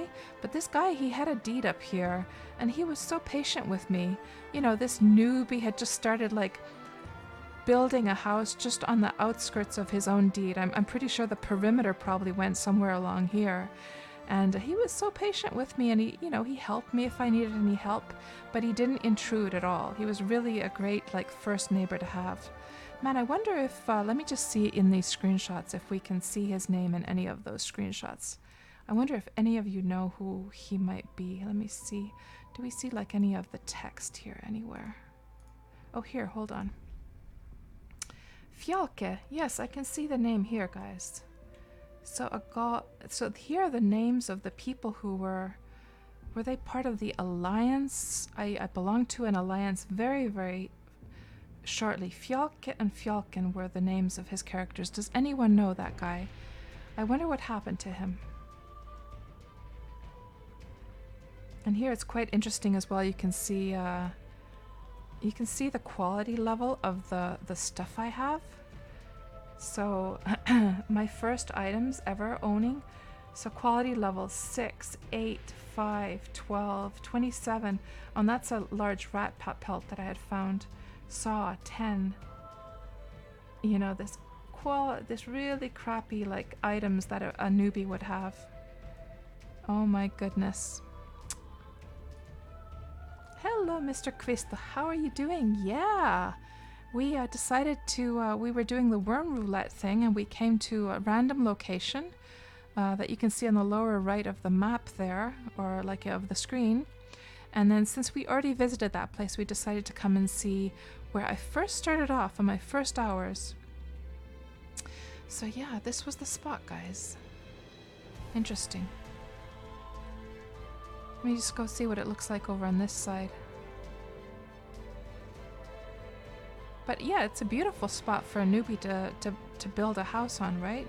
So I didn't make a deed here in this spot ever. I just built a house. And I remember somebody also lived over here. I forget the name of that person though.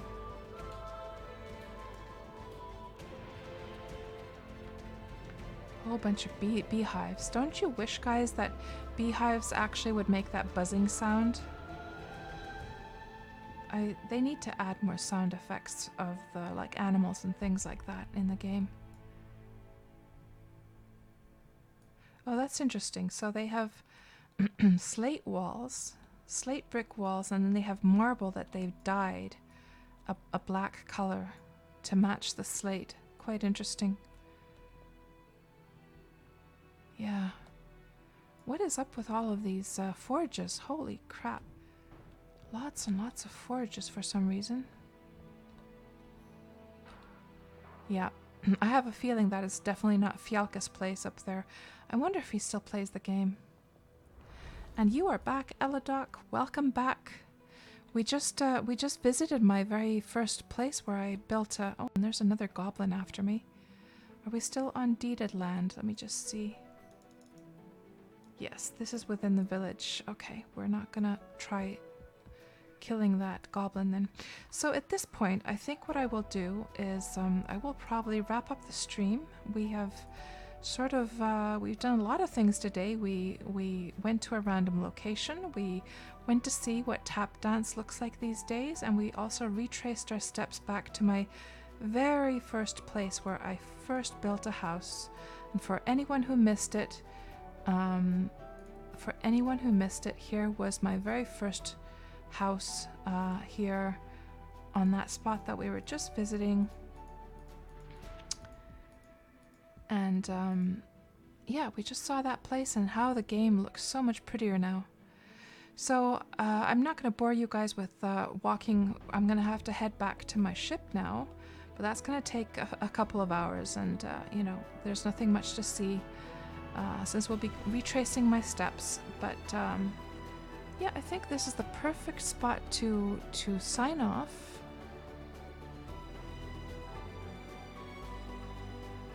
And yeah, thanks so much, guys, for spending the evening with me. And I hope you all have a great evening or night wherever you are, or day. And I will talk to you all soon. Something to know is that on the weekend, we will be setting up my new computer parts. I have a new motherboard, a new processor. Either things go well or else they don't. So it could be that if things don't go so well, if we run into some troubles, it might be even weeks before I'm able to stream the next time. Now, fingers crossed, I hope everything goes fine though. My son has actually built a few computers already, so he has some experience with that, but still, you never know how these things go. So hopefully it goes well though, and if everything goes well, then I'm gonna have a really nice fast computer for the next stream. So yeah, have a good night, guys, and I will talk to you all soon.